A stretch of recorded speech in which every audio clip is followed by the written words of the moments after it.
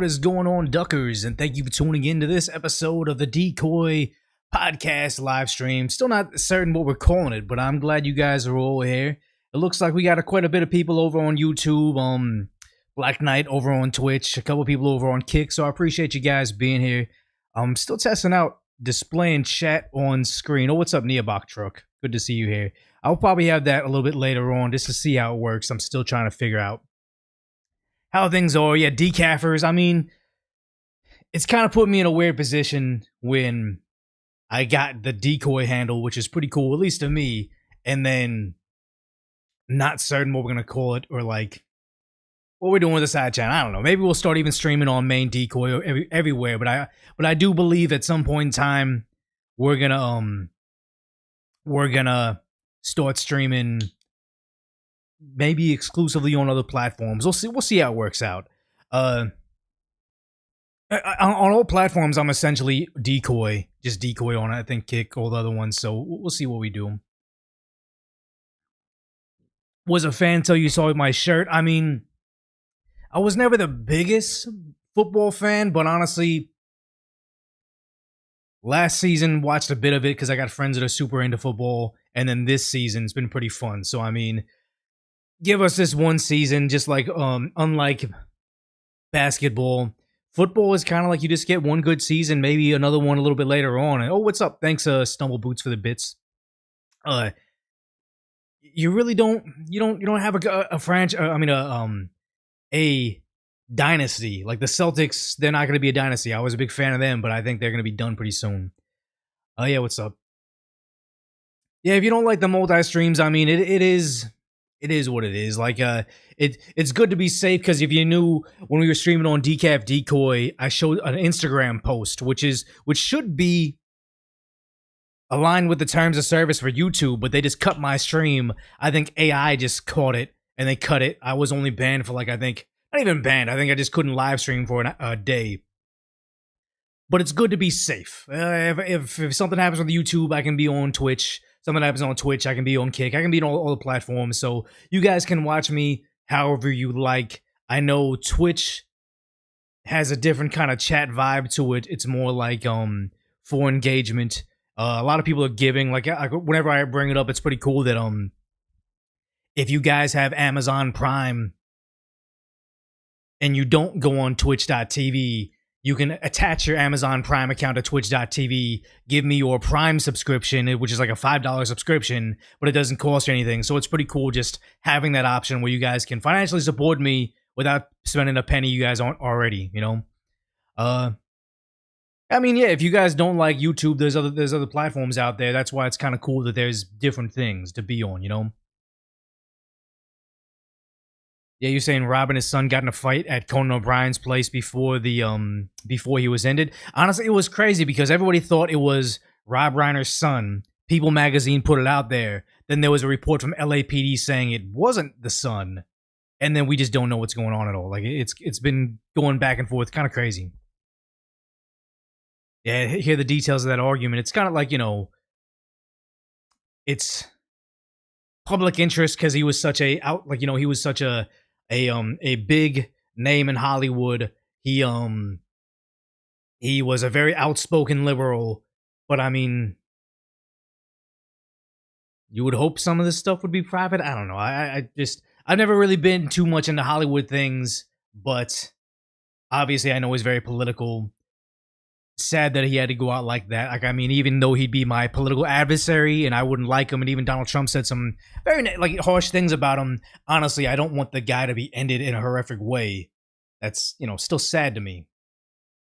And Arrow says, yeah, TMZ says it's the son, no bail in custody. It's a bizarre time that we're in right now that if TMZ says it, it's almost confirmed.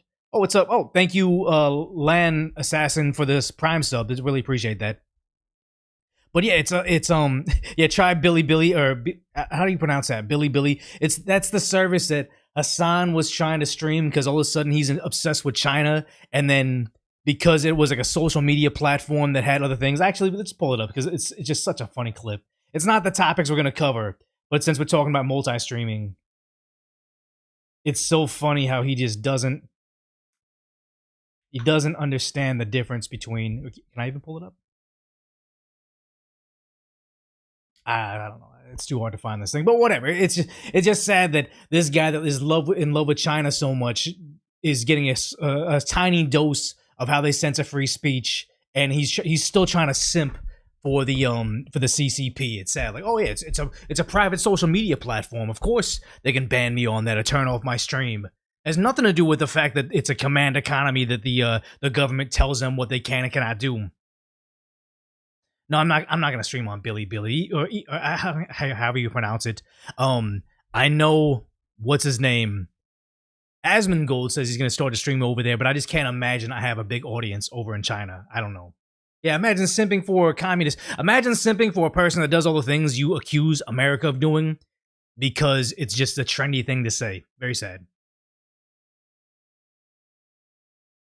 Okay, so we're going to talk about Australia. I think we'll just get a little bit more into the stream because it is a series of heavy topics back to back to back to back. And it's very sad that we got to talk about this stuff. So, I mean,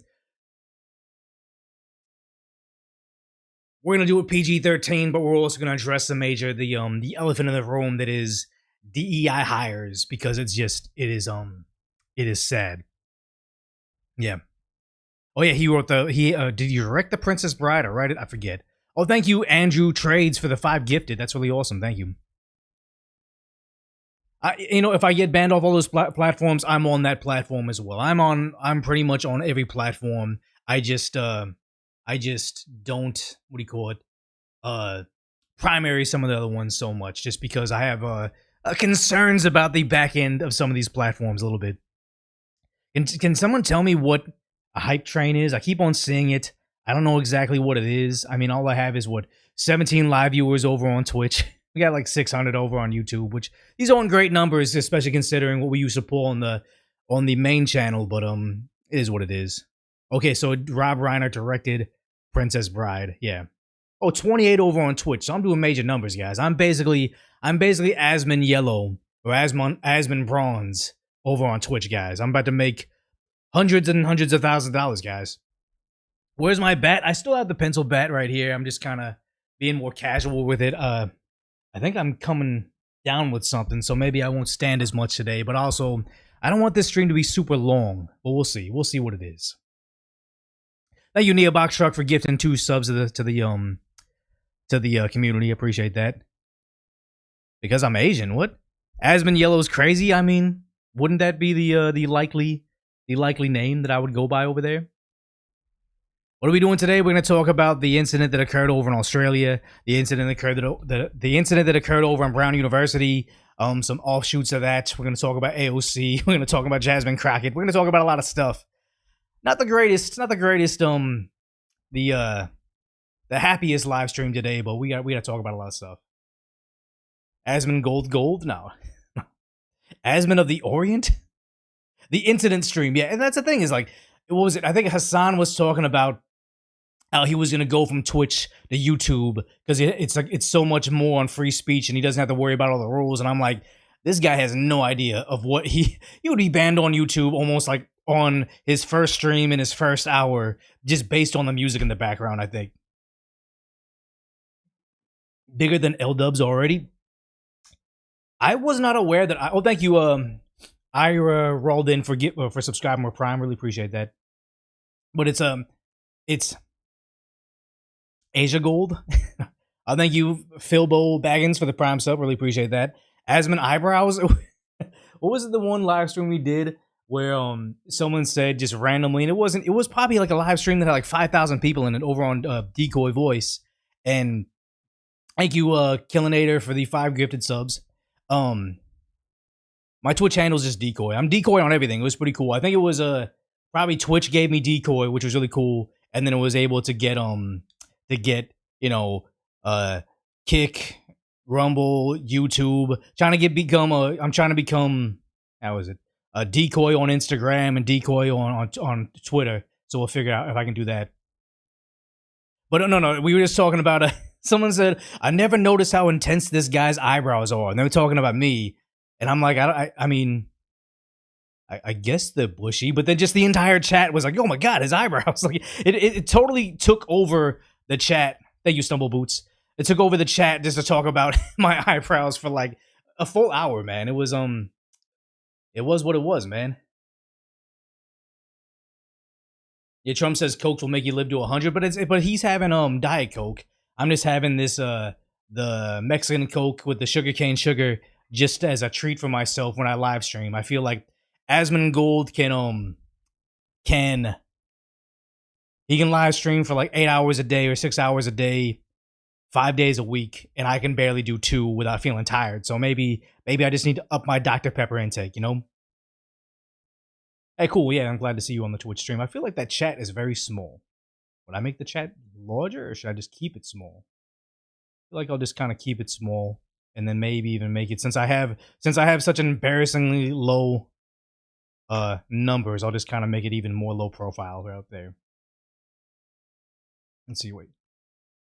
I copy the transform, then go to my other screen. Oh no, it's already pretty small there. Maybe I move it actually a little bit. Oh shit, what the heck? Still kind of learning stuff on the platform. Would it go here? No, would it go here? Go here? Would it go here? I don't know. Where would it go? I feel like it goes here. And then maybe I make it a little bit smaller. Actually, just paste the thing. That's actually a lot. Whatever, guys. I don't really know how to work this. Yeah, we're building Decoy. It is what it is, you know. I'm very new to Twitch. I think I was new to. I didn't build an Instagram when I was building my YouTube, and my YouTube made it to 1 million. My Instagram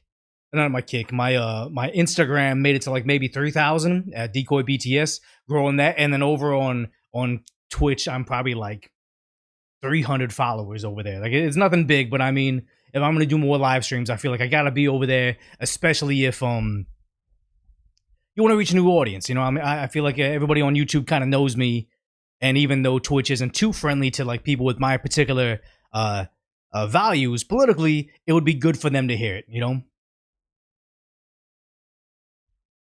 Yeah, Hope and Joy says Rob Reiner sure drank the liberal Kool-Aid, but he did make some killer films, and that's the thing. Is you separate the art from the artist. I would say, most people in Hollywood are very, very liberal. Like Seth Rogen would be like the peak example of a guy that makes funny movies, but he's a garbage person as far as like politics and what he believes is the best for you. Like him as a multi-millionaire that can, have all the security, that doesn't have to worry about living in downtown LA, is going to tell people that live in downtown LA, like, don't worry about crime. He's a trash person, but I'll never say I don't like his movies. The same thing with professional athletes. Most of them growing up in a what do they call it? What's the in a meritocracy, they're going to be very conservative. They're going to be very religious. Oh, thank you, Java Daily, for your Prime sub. Appreciate that. They're going to be very, very, very conservative. If you're a liberal and you like sports, you have to just kind of have to accept it, Yeah, see, we beat all our all-time high of 4. Level of 4. I don't know what this level is. What is that? Yeah, level 5, hype train boom. Don't know what that is. I also look like Kesha. I have the Kesha vibe. Is Kesha the girl that wrote the song TikTok? Like, what? Okay. Do we? Wait, I feel like I just need to go over there. Hold on. I'm not good at this. What the heck?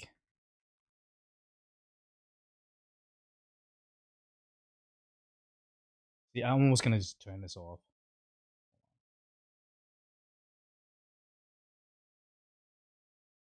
How can I do? Do I have slow mode? How do I do slow mode on this thing?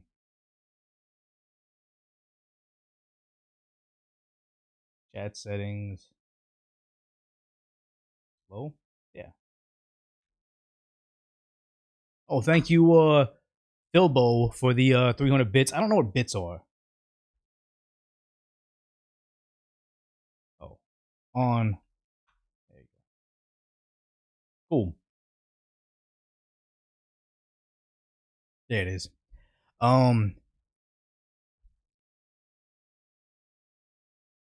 Hype Train turns chat into donating and sharing. They do unlock different emotes. Okay, so we have different emotes on there. It's pretty awesome. Wait, something's happening over in... So a bit is a penny. It's pretty cool, though. London is a mess over there. So thank you. Microtransactions in games. Don't microtransaction the game. I don't know. Since I don't know what it is. It's a fancy premium version of Twitch. Okay. I mean... Yeah, no world do I look like that person. The UK's always rioting, though, and it's like, it's sad because it's a very one-sided. It's like, okay, if they're rioting on behalf of the left, it's like, oh, mostly peaceful. But if they're rioting on behalf of the right against the riots on the left, oh, it's white supremacy or something. It's bits or Temu Bitcoin. If only it could scale like that. What's happening in Bulgaria? I mean, some people don't like it over there. Thank you for the bits. What is Bulgaria? Is something happening over in Bulgaria? We'll check it out. Riots. Nothing I see over there quite yet. Maybe my search isn't working. There's a revolution? Oh shit, okay. Yeah, the EU wants to seize a lot of stuff. It's like, yeah, the EU wants to do a lot of stuff. I don't know why a government needs a government and why they think they have power over American companies. Yeah, they can do whatever they want. Yeah, the UK is a new CCP. The UK is just globalism. You know, global. They always try to implement it everywhere. Very sad, but it is what it is. Russell's evil. I don't know. Yeah, hi Form. I'm brand new over here on Twitch. I mean, we're not going to talk about Hassan today. I feel like we just keep on, not necessarily like, what do they call it, forming for content. I'm not really on Hassan like that. It's just when he does something absurdly ridiculous, we'll cover it, you know? We'll cover it. I don't know what I'm doing on Rumble. Is anybody watching? I think I saw a couple chatters over there, but I wonder if I'm even being watched. Yeah, it says 160. I think that 160 views or live people. Let's see. Yeah, 160 over on Rumble. That's pretty cool then. Pretty cool. Like seeing everywhere. That's the thing is I heard that Asmongold rarely does raids on people's streams, but then now since he has his 24/7 stream, he just raids into his 24/7 stream, which is genius. Like I was watching him play a video game with him with a wildly different haircut, so it had to have been years old, and he had 1,000 concurrent viewers on a 24/7 stream that happened a year ago, and I'm like, man, he must be making so much money right now. It's nuts. Yeah.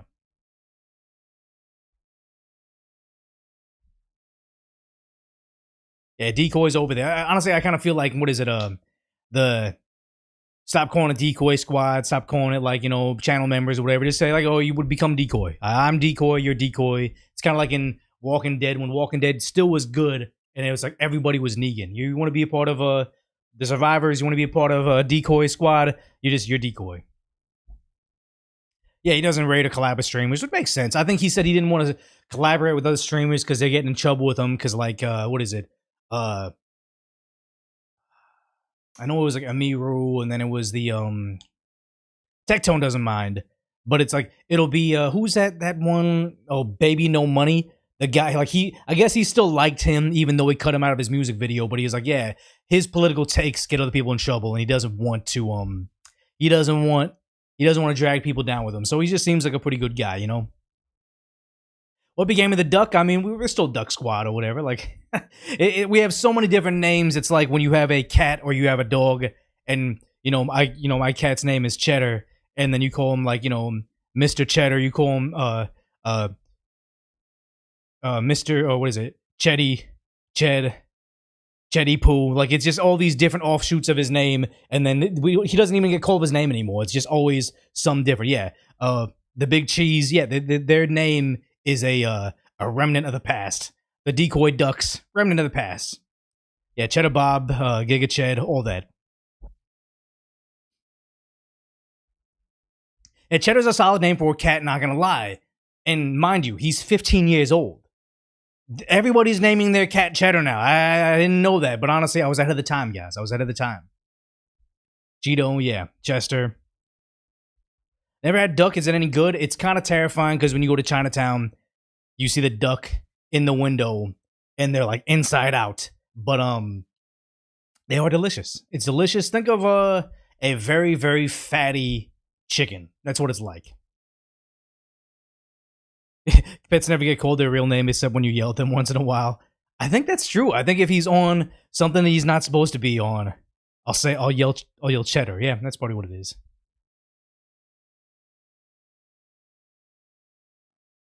What is 15 in cat years? I forgot what it was, but it is he's geriatric status. Like he's an old man. He's been losing weight. It hasn't been good for him, but I think he's happy. He's just like, when you have a cat, you have a kitten, and you always see it. You always see it. Him. You always see him as a kitten running around playing and stuff, and all of a sudden you start to see the years go away from him, or get away from him. And I never wanted to do it because I always kind of thought it was ridiculous. But I recently, like, when he would jump on my bed, and I recently got like a larger bed in my new place, he would always gracefully like jump up and over on top of the bed, even when it was a new bed. But then as he got older, you started to hear him like hit the side of the bed, and his claws would come in and be like, "Grr," and like kind of climbing up, and it's like, oh, he's like missing a step now. So I got him a little staircase, a little like a furry, fuzzy staircase, and now he like walks up the staircase on the bed, and I'm like, yeah.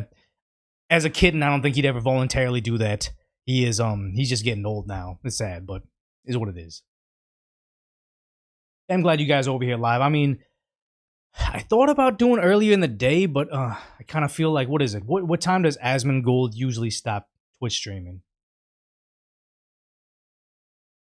Yeah, he's done now. So he stopped Twitch streaming, so I kind of figured, like, maybe I can get the people, the, Asmongold after show. We'll figure it out, though. We'll figure it out. It's 8 p.m.? Oh, he just got off before I started, so maybe I start an hour earlier. Because what I learned about watching Twitch streamers, which on YouTube I can schedule my live stream, and people know several hours out. I think on Kick and Twitch, they don't know until you go. Like, you can have a schedule, but nobody gets a notification until I actually start. And then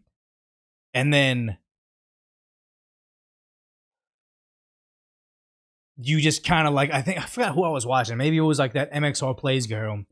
She had like 5 minutes of waiting room before she started. And I'm like, I'm not used to that.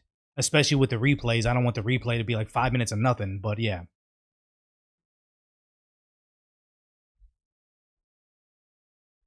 No, I don't think it's tacky to mention viewer count. I think it's just, these are good goals to make. And it's like, you can kind of judge your performance with how much people are enjoying it. And people don't, like, someone can go in your chat and, like, love bomb you saying, oh, you're my favorite live streamer, I like watching you. But if they don't watch the whole thing, you're not doing a good job. And I'm very new to live streaming, and honestly, I just don't know how to be this constantly, like, engaging, how much you talk to chat, how much you do topic. Like, should I do these like 30 minutes before the video where we just kind of hang out and catch up, and then we get in the videos, or is this kind of weird? Like, I honestly, I never know. I never know how to do this. So let me see. I want to make the chat larger so I can read it. Oh, they're perfect. Oh my gosh. That's exactly what I wanted. Cool. Now I just pre-plan my time. Yeah, so I pre-plan my topics. Like, I have all these slides. It's almost like as if I'm doing a video or like a PowerPoint presentation with. This is the largest Zoom call I've ever been on. Like, when I used to have a regular job, maybe my Zoom calls, my manager meets would be like at most 20 people, and now we're doing it to like 4,000 to 5,000, which is pretty cool. But yeah, it's just a big Zoom call essentially. Yeah, it's 1,000 people right now.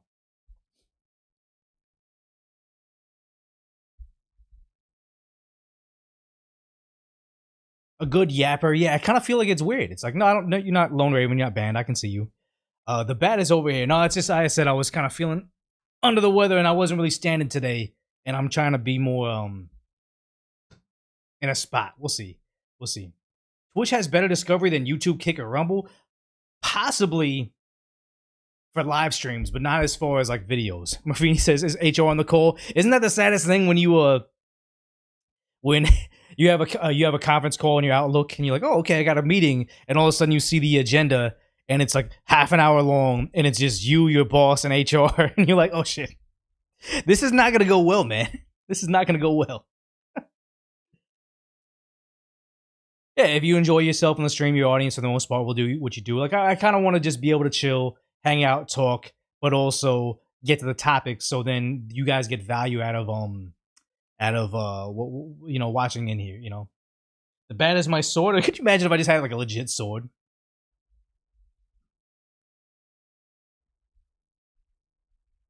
Scene. Yeah, talking chill. It's not good when HR wants to hear you joke in person. It's not good when you walk in somewhere and they have your alternate Instagram account written on the whiteboard. You're like, oh shit.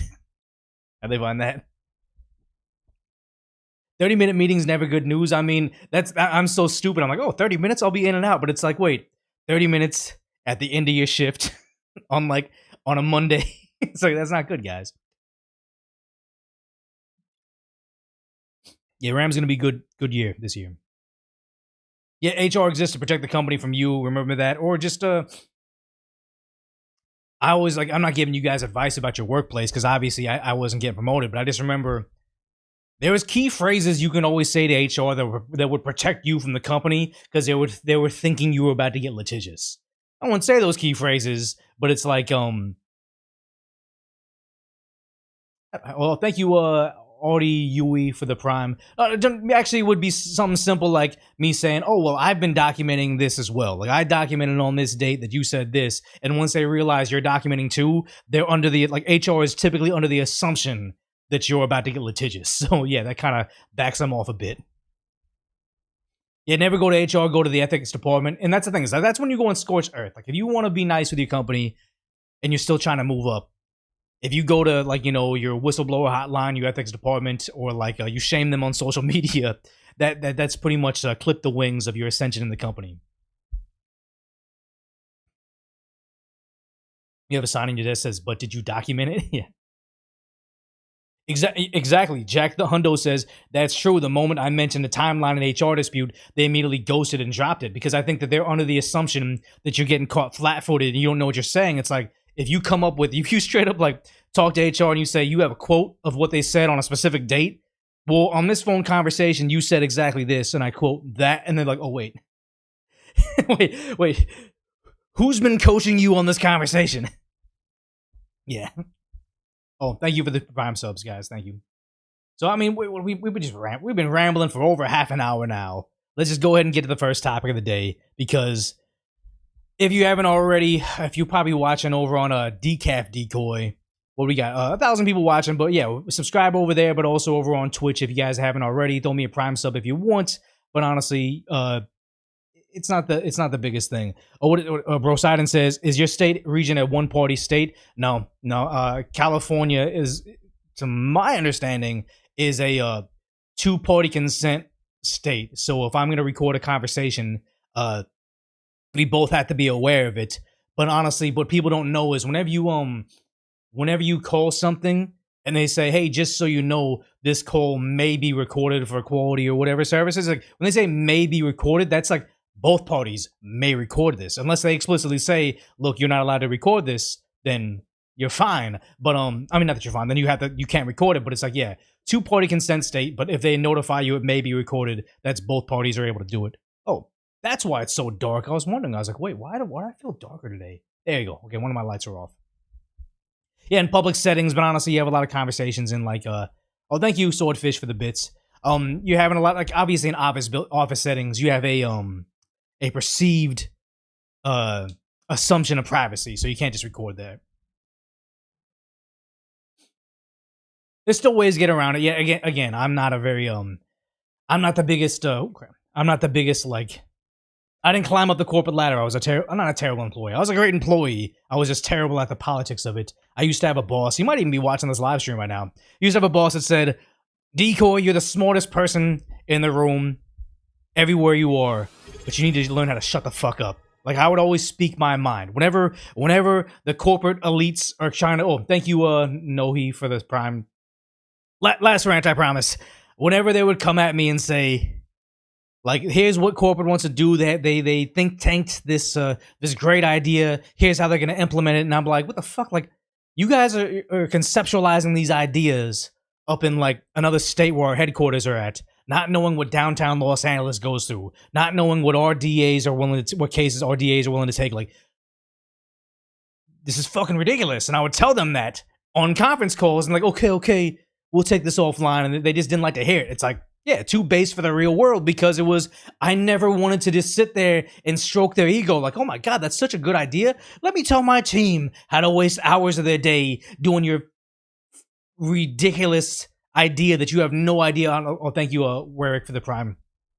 You have no idea how to implement on the street level. I couldn't keep my mouth shut. And that's probably why I'm good at this job. And not, if you ever watched The Wire, McNulty said, the good detective. Oh, thank you, Mr. Togs, for the prime sub. They say, everything that makes you wrong for everything else, everything about me that makes me wrong for the real world makes me right for this job. And I never felt so spoken to. So, okay. Kira Q, or thank you, Morphin, for the bits. Kira Kai Memorial saying, you can treat with the thumbnail. Let's go ahead and get to the topic. Excuse me. The Wire's greatest show. So the topic of the day is what happened over in Australia.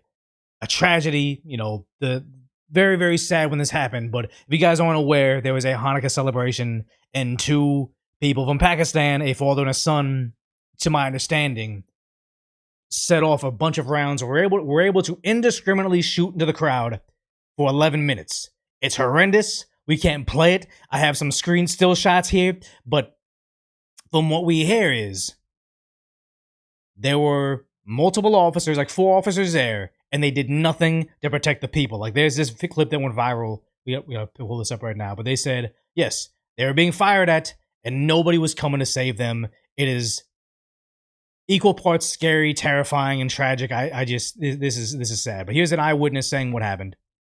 Can you tell me what happened? Yes, it was 2 shooters, one on the bridge, one under the bridge. Just start to shoot for 20 minutes. They shoot, change. 20 minutes. I'm sorry. Change the magazine and just shoot. Simple as that. 20 minutes was 4 policemen there. Nobody give fire back.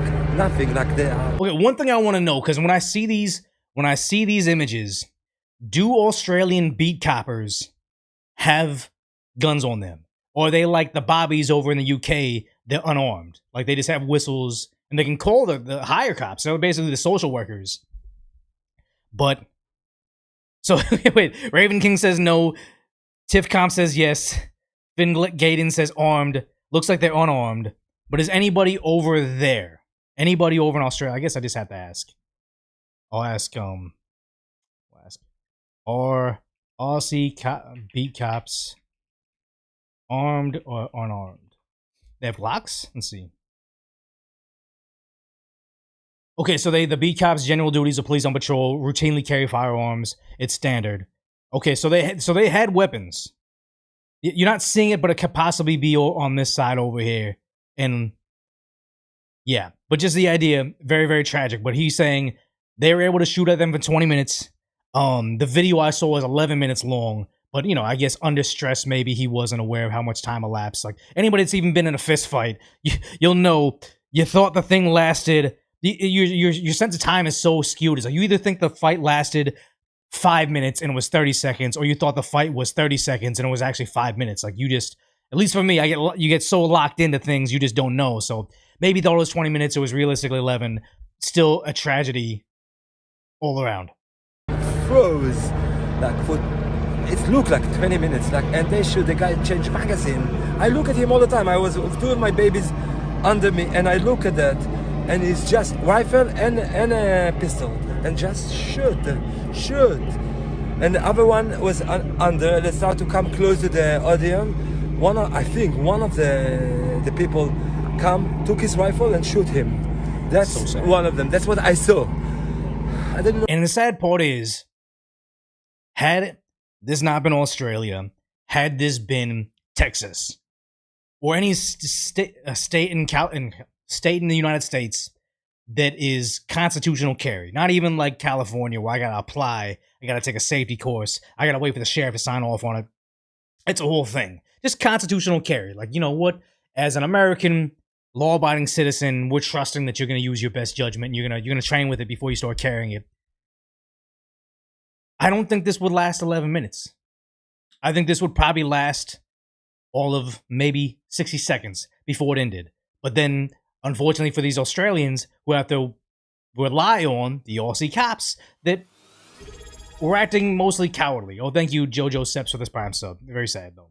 I don't know how much I saw, but Who were they targeting? oh, all the crowd, anyone, Jewish, just shoot. Doesn't matter who. Men, all kids, everyone was no. Did they say anything? I couldn't hear. Like the shooting was so loud that we couldn't hear if they say. I was too far. Like he was on a bridge. I was near the tent. So, but I saw. I look at him. I look what he shot. I look at his rifle. He aimed. He did. He really like take his time. He shoot. Yeah, because they had scopes on it. It looked like they had like shotgun shells on it, and it was bolt action, just push bolt, where they weren't having to like re-rack the round. They're just going and going and going. It was very, very, very scary how efficient and how well trained these two individuals were. Take his time, and 4 policemen there didn't give fire back. I don't understand why. Why? What was going through your They're cowards. They're cowards. And honestly, what I would say is, not all of them. That's the thing. Is like everybody's like, oh, just because you see a couple cowards that are afraid to do anything. Thank you, mac and cheese. Doesn't mean all of them. Plenty of fine female cops, and that's a sad thing. Is like, you don't say I'm not saying all of them, but it's just this group of them. Sometimes, because I've personally known them, sometimes there's female officers that are more interested in being called, getting the title of becoming a female police officer. I'm a cop. They just want the title of being a cop more than actually doing cop shit. And that's likely what happened here, because it gets worse as we go on there. But I mean, we'll play a little more of this. mind? I think like I'm Israeli, like I'm familiar with this situation, but like it's terrible in the middle of Bondi. It's terrible, terrible. What was tonight supposed to be about? Hanukkah events, Hanukkah events, like we do it every year. And mind you, what was it? Paris? Chat, what was it? Was it Paris that said that they had a Christmas event? And they have to they had to cancel it because they can't keep you safe. I believe it was Paris.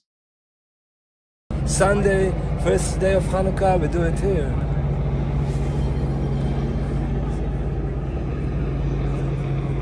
For me, it's not. I'm get used The to guy on it. the bridge had a bolt action. Germany. What is Oh, it's this? Germany. Yeah, I think so. Like try The to New kill Year's us, celebration. Like, this, like Yep, terrorism, Germany. like Paris try or to kill Germany. Jews. I mean, we Doesn't don't know. matter. Yeah, that's the sad thing is we don't know which one it is because all these European countries are having the same issue, and yet they're trying to have the European Union saying, "Well, you know what? Trump is racist." Like, just because you guys are ignoring the atrocities that are occurring monthly at this point in time doesn't mean that we're wrong. Who you are, what you are.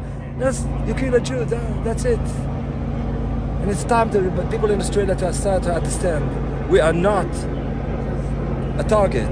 We are civilian like you. But that's the thing is you guys have become a target because your government has failed you into stopping the individuals that come in openly saying, we want to end you. Very scary stuff. Do the same thing. There is no reason that we feel not safe here Shouldn't in be. our country. This is our country. This is how we live. And that's what I think is like they're so accustomed to Aussie criminals. What was it? Is it called there was a Christchurch incident in Australia as well? They were so accustomed to the local crime they have. They are completely unequipped mentally and physically to counteract with this brand of insanely violent individuals that would come in there and end, what is it? 12. Oh, I'm sorry. No, okay, New Zealand. Sorry, Christchurch is New Zealand. My mistake. The worst part about this is not that the coppers that were there didn't want to do anything about it, but apparently over on Bondi Beach, it's a 4-minute walk from the police station from where it occurred. How did it go for 11 minutes if they're a 4-minute walk with a police department that is armed to the teeth?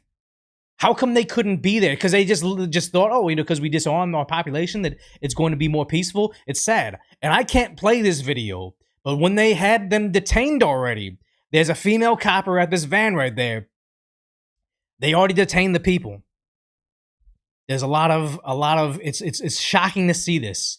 All the the loss of life around there. But there's a female copper by this squad car that refuses to go to the scene. There's another male copper that's like trying to drag her. Hey, we need to respond to this. We're still detaining him. And also the guy that's alive, there were Aussies that were so angry about it, so they were stomping him out still. So they were very much trying to get this situation under control, and there was a cop there that did not want to even show up when they've already been disarmed. And mind you, also, they said there were devices that could blow up equipped on the vehicle that I guess those didn't go off.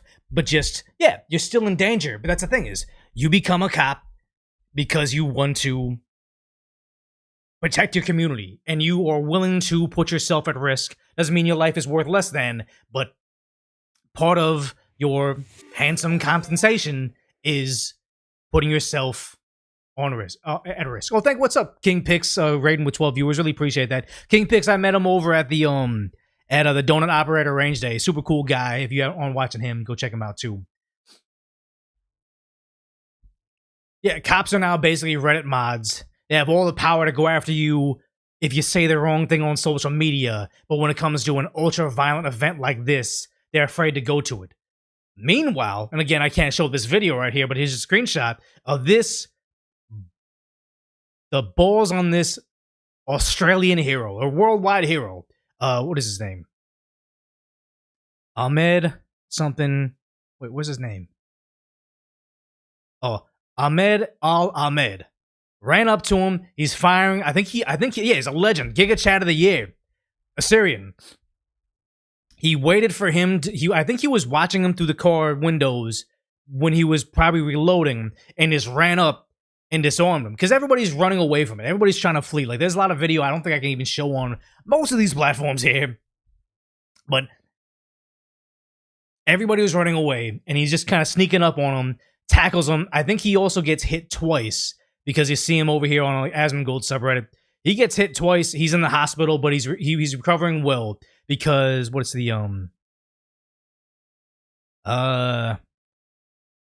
footage circulating on social media. A 43-year-old fruit shop owner, Ahmed Al-Ahmed, was in a car park wearing a white shirt. Yep, there he is. Charging at a man in a dark shirt holding their rifle. Like, okay, Reuters. He then tackles an armed man from behind, wrenches the rifle from him with his hands before pointing the gun back at the man. I wonder, does anybody know? It didn't look like he actually sent rounds at the guy. Maybe he didn't know how to rack the next round, or maybe he timed it correctly when the guy was out of ammunition. Yeah, maybe to make this guy the police chief. No, they didn't need to let this guy retire the rest of his life. He's a fruit stand guy. Actually, let's look it up right now. Ahmed Al-Ahmed GoFundMe. Does he have one? Australian hero Ahmed Al-Ahmed. Let's buy this man a beer. I wonder if this is donation protected. Is there a way that we can verify if this is the right one? Because this is set up by Adam, but you don't want to give to the wrong one. Wait a couple days.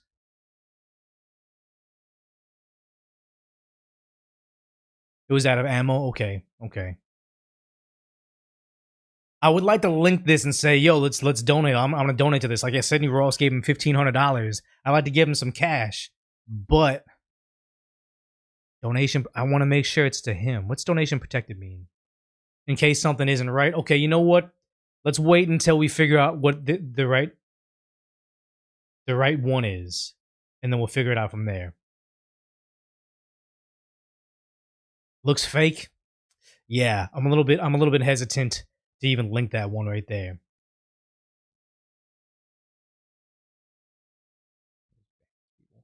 Looks fake. Yeah, I don't know. Don't give him anything. We'll see. We'll figure it out.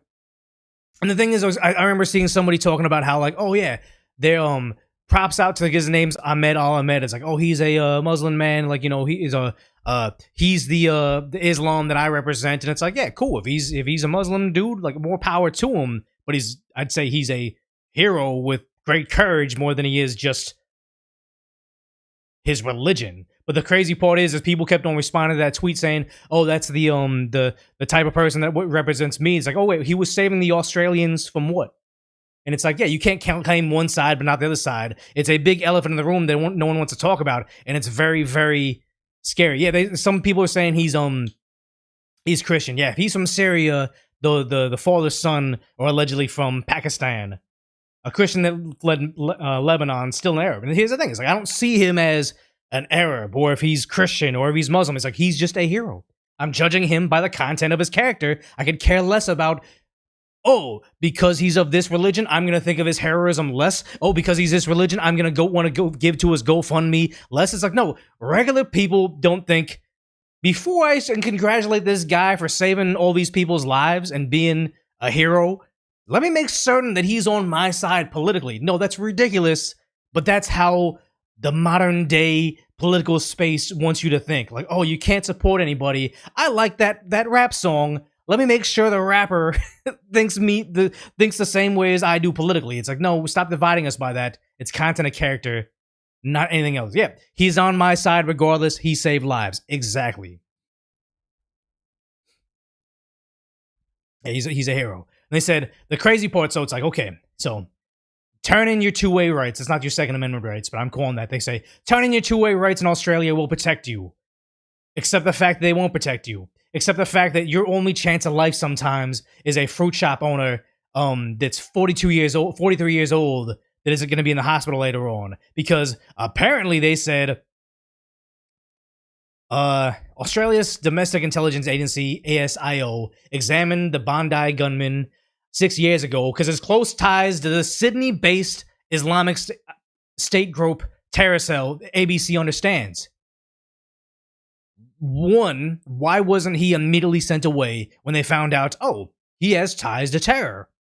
That's not somebody we would want in the country. Not we as in I'm Australian. I'm just saying, like, you shouldn't want that person in your country. But then also, why the fuck is there a Sydney-based terror cell for this group? Like, how bad has it gotten over there? The authorities, yeah, he was, they always say over here, the feds were aware of this person before it happened. Him and his father took out at least 15 people at a Hanukkah by the Sea event. He had pledged. ABC understands investigators from the Joint Counter-Terror Team believe the gunman had pledged his allegiance to the ISIS terror group. At what point in time do you say, of course the left-wing media is going to cry racism?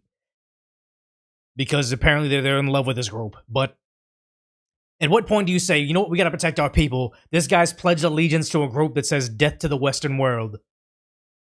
It's time to send them back. And they said they found a flag in his car. They took interest in him 6 years ago. So Australian government isn't there to protect you. Especially when they say, oh, this is our media saying, mass incidents are rare in Australia, which has strict gun laws. Of course it's going to be more rare because they haven't had the same types of groups that are in America committing a majority of these crimes. And then when you see it over in the UK where they don't have it, they still somehow manage to get them and do them, but then they'll still do knife attacks, acid attacks. We're now in America. I can't even pull up the article right now, but in America, we're having acid attacks. How did we import that into the country? And where are all the feminists losing their fucking minds at this, that we're now having women getting attacked with acid? Being deformed forever. This is getting out of hand. But here we have the Premier of New South Wales saying, okay, cool, this attack happened. Time for law-abiding citizens to give up more of your rights. Not on us for making you guys sit in ducks for over 20 minutes or 11 minutes or however long you want to say it. No, it's time for you to become a softer target. Outrageous. Doesn't our gun registry laws need to change? What can you do now to ensure this doesn't happen again? I mean, the short answer is yes. They need to change and they can change. It does require legislation, and it means... Legislation? Is it legislation to stop a father and son duo that have pledged their allegiance to a terror group? And maybe you do make legislation to say, hey, we have a Sydney-based terror group for something that is out of the country.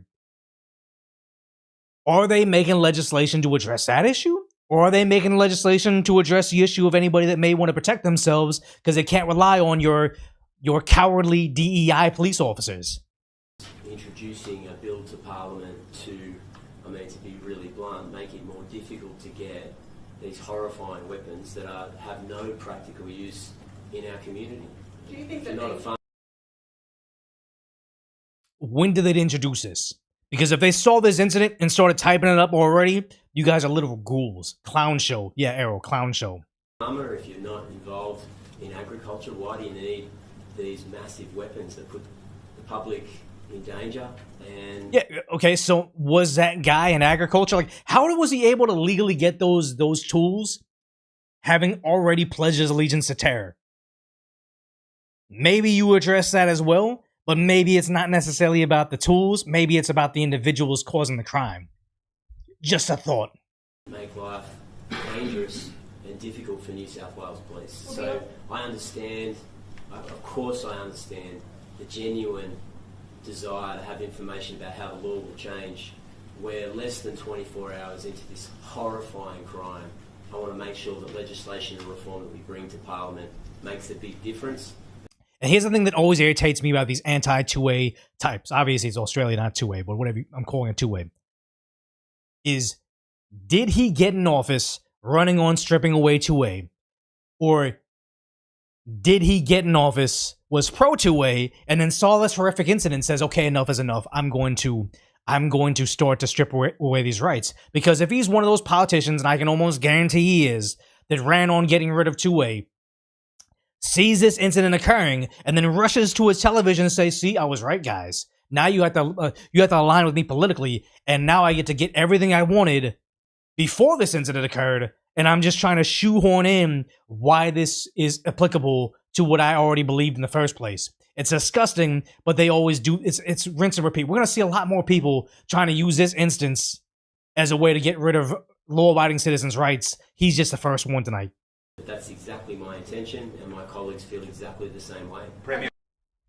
Yeah, I don't have to look at him, but yeah, the guy was on their radar for years. It already has strict laws, but he just wants to chip away at your rights right now. Because what is nuts is, yes, they were able to get it legally. I don't know why, especially since he was known to their equivalent of the feds. It's the beginning of summer here at Bondi Beach, normally a very happy time, and yet today this cold gray kind of set in, which really is almost symbolic of the mood that so many people are feeling here, this light rain coming down. There's a lot of sadness about what was supposed to be a day of celebration. The first day of Hanukkah, people were out at a celebration by the beach. This area has one of the largest concentrations of Jewish population in all of Australia, and many of them, hundreds if not thousands of them, were out celebrating when this father and son, the father who moved to Australia back in 1988, his son was born here. His son's been studying the Quran and Arabic for the past year. His teacher says they showed up with a stockpile of rifles. It turns out the father was a licensed gun owner here in a nation that has incredibly strict gun laws for the past 30 years, ever since the last mass shooting basically Okay, no, they're alive in this field. They're alive caused the country to collect most people's guns, but certain people have a license if they're members of... Actually, just to be sure, I don't think we can show the rest of the video, because they're live here. But it's crazy that apparently they were allowed to have it, flew under their radar. So their solution is make more rules that are gonna fail it. Because here's the thing: is like laws are like locks on doors. They're gonna keep out law-abiding citizens. If I deadbolt my front door, my law-abiding neighbor's not coming in. But if there's a burglar that really wants to get in my home, he's going to figure out how to get past that lock. It might take him a little bit longer, but that's just how it is with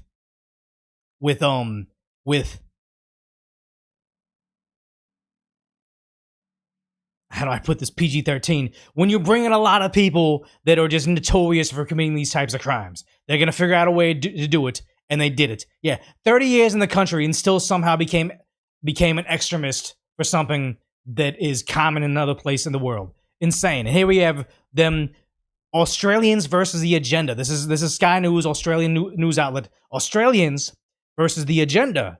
but they're trying to make it like as if the narrative is something the right wing is making. We take ASIO's advice very seriously. We work closely with them. We receive regular updates as well. The Director General of ASIO has warned about a range of threats, be it anti-Semitism, the rise of right-wing extremist groups as well. And we continue to work closely with our security agencies. We take ASIO's advice. Yeah, right-wing I think I got disconnected somewhere. Who knows? One of the platforms got trapped. I don't know. Yes, it's the right-wing extremism. It's just everything they don't like is this, and yet they won't address the real issue. And if you start to address the real issue, they call that right-wing extremism. Like you cannot deal with these, or you cannot negotiate with these types of people, because now you have in America saying what happened over in Australia is the reason that Decoy in America needs to lose his rights. Become a normal occurrence, not just in the United States, but now. Why is she trying to tell the United States what to do? I thought she said she represents Somalians and she's for Somalia. Why is she bringing this up? Seeing it in Australia, who's worked really hard to create gun prevention laws to prevent the kind of tragedy that took place today. Oh, and the thing is, or terror right wing? They're calling these two individuals right wing because I believe we would classify this as like religious fanaticism, and that's how they say, oh, right wing terror attacks are on the rise because of this. But I think one of the more disgusting things is when you go to America and you have, Senator Chuck Schumer, who I believe is not running for re-election because he knows AOC's in his rear view. He wants to talk about it, but let me make a joke first. And of course, I'm going to say a few words about the terrible shooting in Sydney, Australia. Okay? So, and first, of course, as I always say, no matter what, go Bills. They beat the Patriots today. It's a big deal. And good to know that's where your mind is. This is not the time nor the place to be talking about football. I talk about football all the time, but I'm not going to open up this story saying, oh, by the way, the Rams won, guys. So, 12 people lost their lives. And we realize the system in Australia has failed the citizens, so they are constantly in danger of being attacked by another sleeper cell that's in Australia. But just so you know, I'm happy, guys, because my football team won. Absolute detached from reality, ghouls. But it's crazy that Caleb Hammer is even calling out some singer Troye Sivan. He's like I know he's affiliated with that guy Love. I forget how to pronounce it, but it's like, yeah. His heart is broken, thinking it tonight of the victims and their families at Bondi and the wider Sydney communities and for every Jewish person in this country. So he's just showing sympathy. But my God, the racism in the replies that he received, like Caleb Hammer, the financial audit guy, called out saying, hey, like even the Boston Celtics put out a post about, hearts and prayers for all the victims and families over in Australia. Like that's not a controversial take.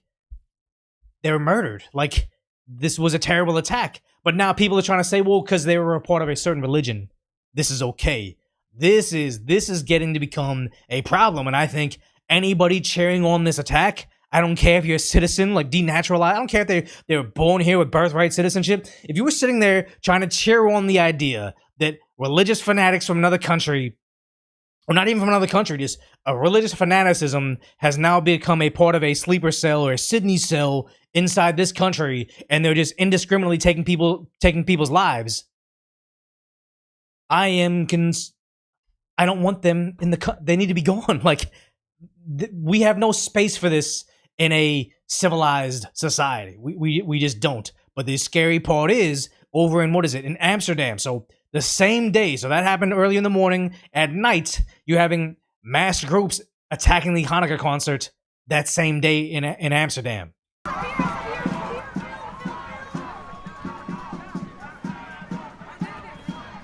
They're going at over here, and then also this.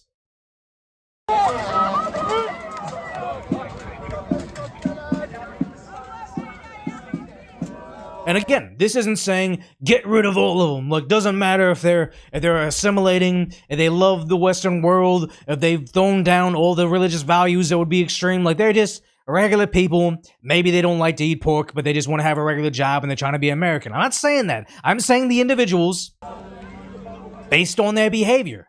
They're in Amsterdam, they saw what happened over in Australia, and they decided, you know what, this would be a time to turn up the heat all across the globe right now.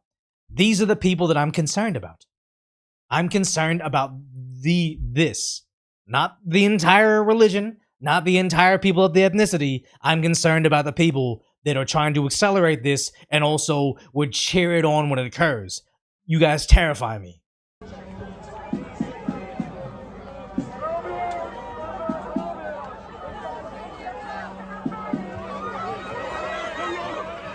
Okay, I think they start to attack each other, but yeah, it's getting bad, but is it too late? Australia, 6 months ago. Marching the streets, we've seen this in New York City, we've seen this all across the world right now. But even in America, they're marching the streets in the name of this. They say things like, they don't have their right to exist. My name is Mine Ward, I'm a Yellow Walk as a man from Kalgoorlie. This is Australia. Australia. Like, what is it, 7,000 miles away? Western Australia. I stand here. Cheers from people that are also native to Australia as well. We all stand here on Gadigal land, Derelict country, stolen land. I can't imagine visiting Japan and saying Japan does not have the right to exist. I could not imagine I don't even know what European country I'd like to visit now. Ireland, even though it's kind of going down. Like I couldn't imagine me as a non-Irish person going to Ireland and saying, you know what? Thanks for having me here. I'm enjoying the cuisine. I'm enjoying the sightseeing. But also, you do not have the right to exist. And I'm offended at you saying, don't come to my country and say this. And yet, they loudly say this. They proudly say this because they know that they're too limp-wristed to defeat it. It is sad.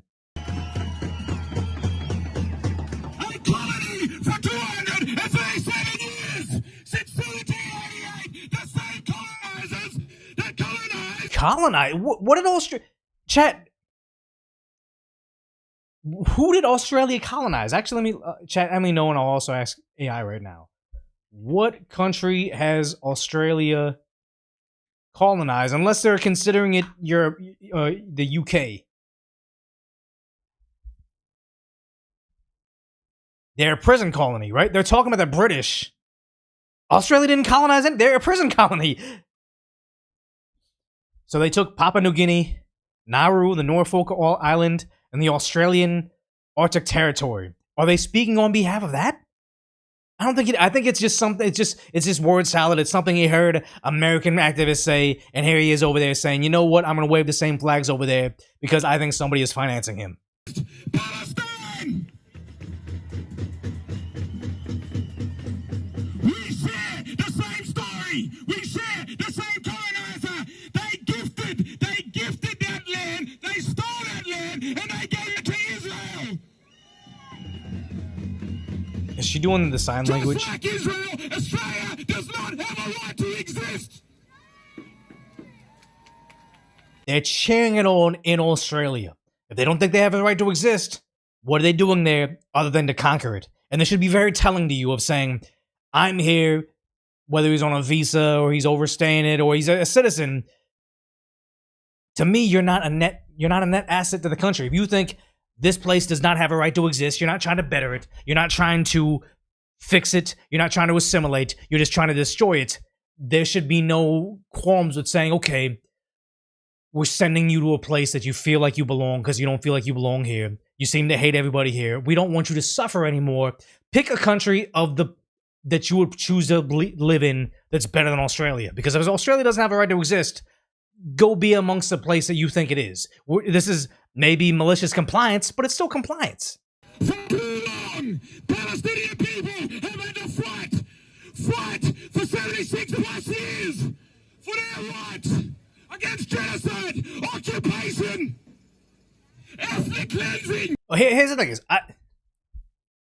I would agree that I don't think that we should be sending bombs to that country. I don't think that we should be funding our allies to bomb it and also them to bomb them. I don't like Western intervention in this at all. But I don't think that Australia is doing it either. And also, I don't think that he's accomplishing anything for this country by yelling at people in Australia. I think it's performative. I think it's ridiculous, and it needs to be addressed. And what is happening right now in Gaza today? The same thing has happened here. Is it? For too long in Australia. Aren't they getting rid of the Aboriginals in Australia? So there is... I don't know the most about Australia, but what I do know is when they had the COVID lockdowns over there, it was very eye-opening. I thought Canada was just like maple syrup America. It's our neighbors to the north. They got freedom. They don't. I thought Australia was just kangaroo America. They got freedom. It just seemed like it was a first world nation, but they don't. During the lockdowns, when they're tearing down all those places, they're making essentially the concentration, a whole lot of words in the middle, the camps for people that are like me that didn't want to get that government mandated medicine. They built those camps, and I may be getting it mistaken, but weren't they building it over Aboriginal land? Weren't they telling them you guys can't be here anymore? Weren't they like throwing them in there? And weren't they telling people, oh, we're going to force you into this camp. We're building some that won't even going to be finished until 2026. But also, if you try to escape the camps and you haven't even been exposed to the virus at all, we're going to extend your stay in the camp in Australia. It's like a prison sentence, not necessarily for health. Yeah, Aboriginals are half European, but the Aboriginals I was talking about is they're a little bit darker skinned. Forgot what it was, but it was when they were destroying all those areas to make those camps out there. It was like they were going after them the most because obviously they weren't too excited about being forced into the rest of the country and taking that medication. Yeah, this is like 2021. And even 2022, when things were calming down, even in the most liberal parts of America, they were still building those camps.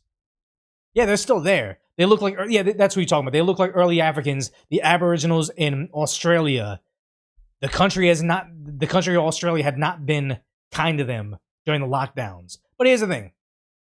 If they say Australia doesn't have a right to exist, they're marching the streets, they're attacking their Christmas parades, why is this somewhat acceptable to the mainstream media? They don't bat an eye. But when they see stuff like this over in Germany where they say, hey, look, we want you out of our country, this is apparently, they're phobic. They're terrible. This is alt-right.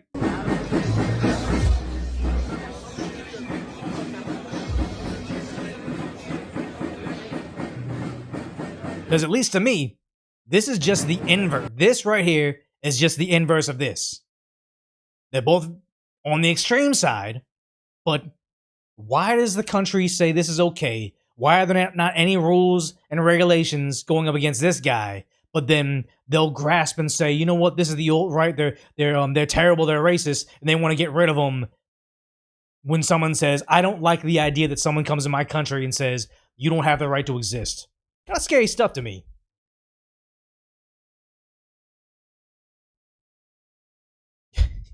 No arcs, no floods, no. Yep, 1,000 paper cuts. It's crazy to think why they're doing this and why they don't want to address it. And we're going to get to it a little bit further down in the stream. We have some more topics to cover, but they know. They know why they want to allow this because they're cheering on the destruction. But sadly, there's so many people afraid of being called a racist, being afraid of being called conservative, that they're not willing to stand up for themselves. Oh, I'd rather just submit to this as is literally arming up, joining terror cells, and doing father-son mass endings of people at a Hanukkah celebration than say, hey, me addressing it, that makes me a phobe. That makes me alt-right. That makes me conservative. Like, why are people so concerned with that, but not the inverse?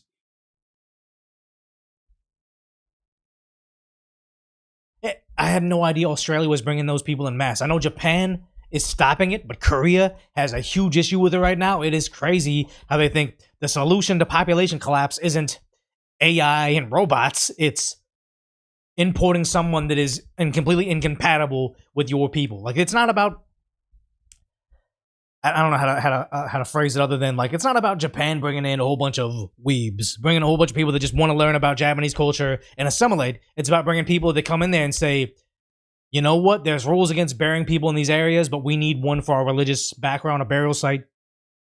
We're gonna build a whole bunch of mosques in your community, but then we're gonna insist on praying in the streets and blocking things. We're going to do a lot of terrible things to girls in your community, but you know what? If you don't want that, you're a bad person. Kind of scary.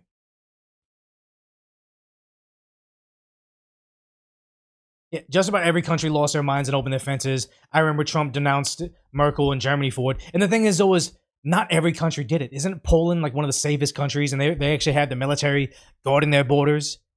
And they managed to not have mass increases in SA in their country. And the thing is, like, yeah, High Form says, also China declared that religion a mental disorder and are tearing down their religious buildings. It is crazy to me to think that there is actually, like, as much as Hassan complains about genocide, constantly crying about it, goes to a country that has a mass that occurring to his religion or his perceived religion, and he has no problem with it because he talked to some propagandist of some girl. He's like, oh yeah, I'm of this religion and I'm safe. This is how they celebrate me. It's like, no, it's still happening. All the same outlets that he loves the source say it's happening, and yet he's there saying, no, guys, it's fine, it's fine. Yeah. Yeah, if we all drink peppermint hot chocolate, we can heal together. It's very scary. He's paid to say it. Honestly, I don't think that he got one of those paid for propaganda tours. I think he is such a useless idiot, or useful idiot, that he just willingly went there to just stroke their ego and become just like them, and didn't even realize he's being used as a tool. Yeah, exactly. So many of these places, what is it? They talk about the slavery that occurred in the U.S. Tragic, very sad, a stain on our country forever. Lots of countries out there, including Africa, still practice slavery to this day.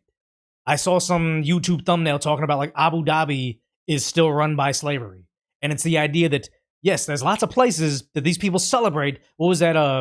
Rita, I forget how to pronounce it, but that comedy festival, or the fact that all the people go, all the athletes go play sports over there. They love it. Oh my God, what a wonderful place! It's like, yeah, they still practice slavery. There's still lots of Filipino slaves operating over there. Like it was so dumb.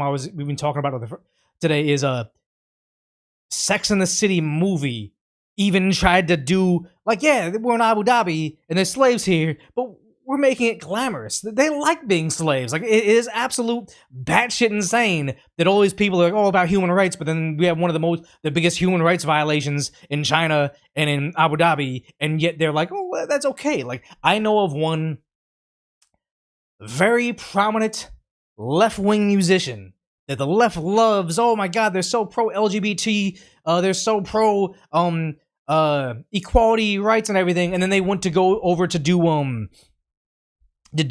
a music tour, not even tour, just do some shows over in Abu Dhabi. And it's like, wait, isn't this kind of incompatible? And they're even concerned because, yes, they're a very LGBTQ friendly musician. I'm not going to blast them right now just because I have not the most direct connections, but whatever.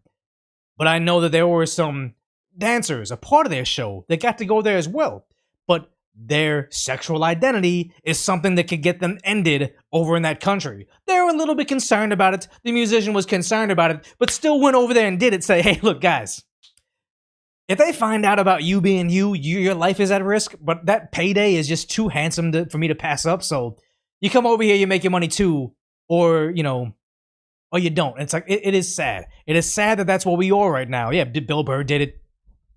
Incompatible ideologies, but for some reason the left has decided this is who the side we're on because they love it. It's not Diddy. It's a female singer. It's just, think of it, all the left-wing female singers out there. Yeah, and it's like, yeah, Japan had comfort women, they were Korean. Lots of atrocities out there, but you don't see me saying, Japanese people I see, you owe me reparations because what you've done to my ancestors. Oh my God, you did terrible things. If not similar, if not worse, but just, these were atrocities. But no other group of people say, you know what, something happened to our ancestors, so you owe me something. Your descendants owe me something because what our ancestors did. It makes no sense, but here we are. Crocodile Dundee was an Aboriginal. Yeah, somebody got it right. Somebody knows exactly what it was. Not the biggest deal, but it's the hypocrisy. It's a hypocrisy of that. Yeah, Irish don't do the British. It's like still a lot of slavery in the world, still a lot of atrocities, still a lot of bad stuff in the world, but only idiots fall for it, saying, you know what, you shame me so bad, I'm gonna start giving you free shit. Sad.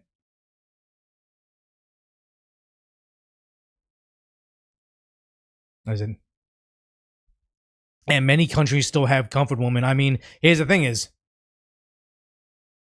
there is still slavery occurring all across the world. There's still slavery in America for people that were brought through by coyotes that ended up over in New York City on the street. And remember, everybody was complaining about open borders. Biden's open borders are causing suffering, or causing trafficking. They're causing all sorts of issues. Trafficking of people, trafficking of substances. They were winding up, they were getting trafficked through the southern border. They were winding up in New York City, and you had women having to sell themselves on the streets, being controlled by the men that brought them over, if you know what I'm saying. You had some prominent Democrat going on TV saying, this is survival work, though. This is survival work. Just look away. It's okay. They're doing this because they want to. Gone was the feminism. Gone was the equal rights. Gone was everything because Biden said, we need more voters. And they're willing to let that atrocity occur. Very, very, just disgusting. Disgusting. Top to bottom. Top to bottom to me.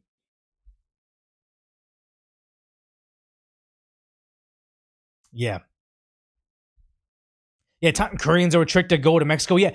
I actually had to learn about, it wasn't Koreans, but it was the idea that it's very, very hard to illegally come into the country from China. So a lot of them will go to South America and try to come up through Mexico and then be sold in the meantime. Very scary stuff. But then when Biden says, surge the border, you have the right to come here, he's incentivizing people to try to do that and making these coyotes rich and also enabling them a larger base of people to take advantage of. Yeah, this timeline does suck. You know, actually, I'm getting hot. I'm going to stand up this thing and also get a t-shirt. Oops. Because I'm... Wait, where's my thing? My thing. I will be back. Give me like 1 minute.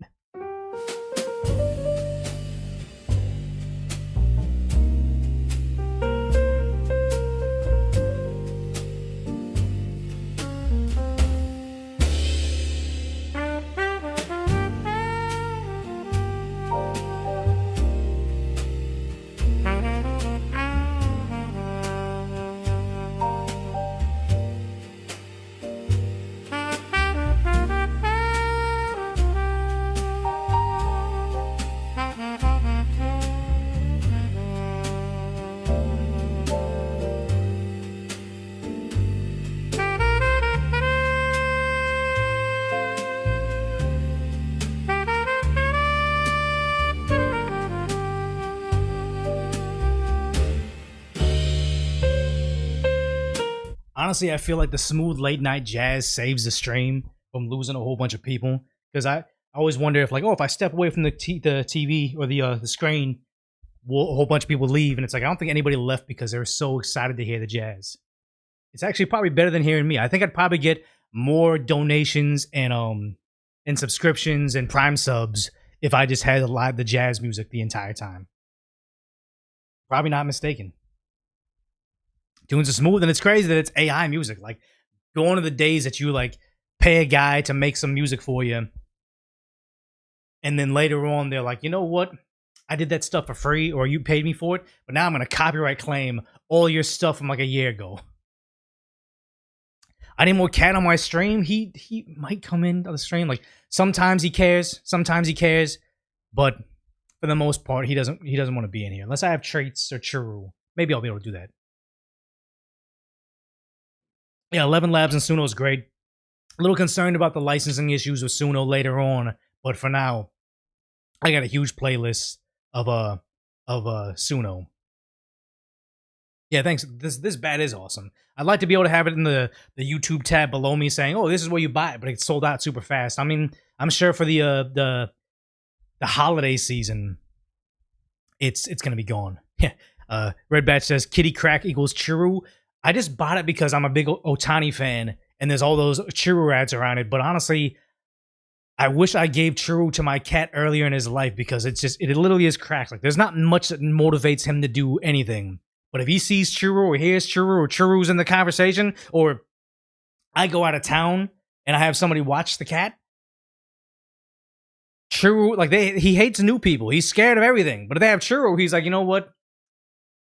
My appetite is more of a draw than my will to live. So you might get me, but you know what? I'm just gonna have churro no matter what. And tinfoil beanies are still available. They're on decoyvoice.com. But honestly, I want to take down that website. Like the tinfoil beanie, where's mine? I don't know. But it's available if you guys really want it. But honestly, everything's limited time because I might just take down the store.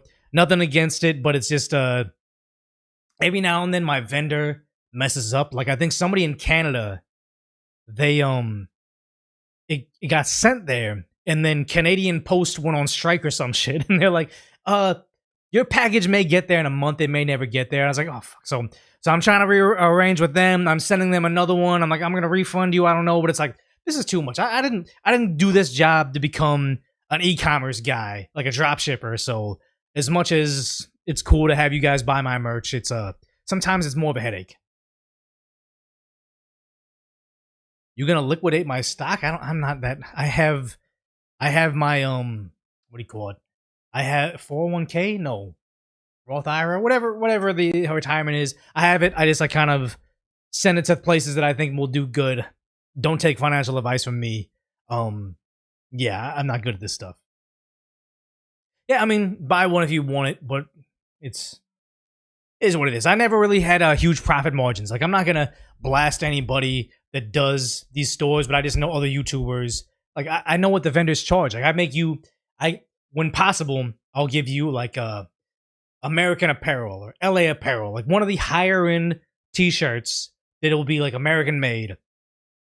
But then my profit margins will be tiny. I know someone that's giving you the China brand t-shirt of like their YouTube channel and they're selling it for like $60, and I'm like,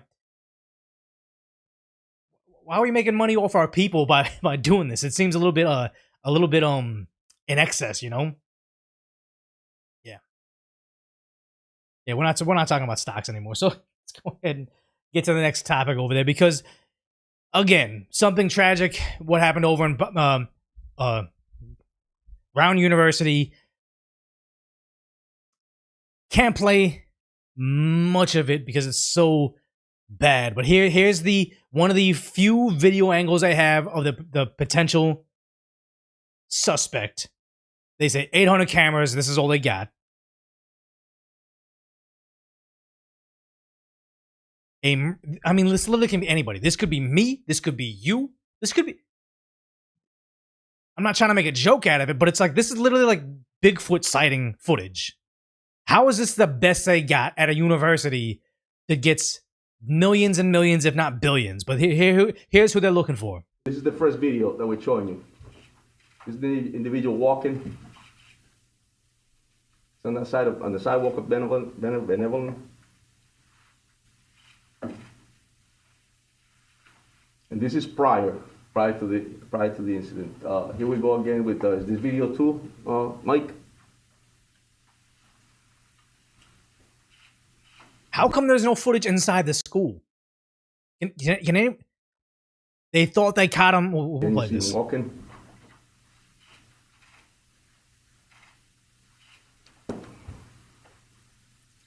Move on to the third video.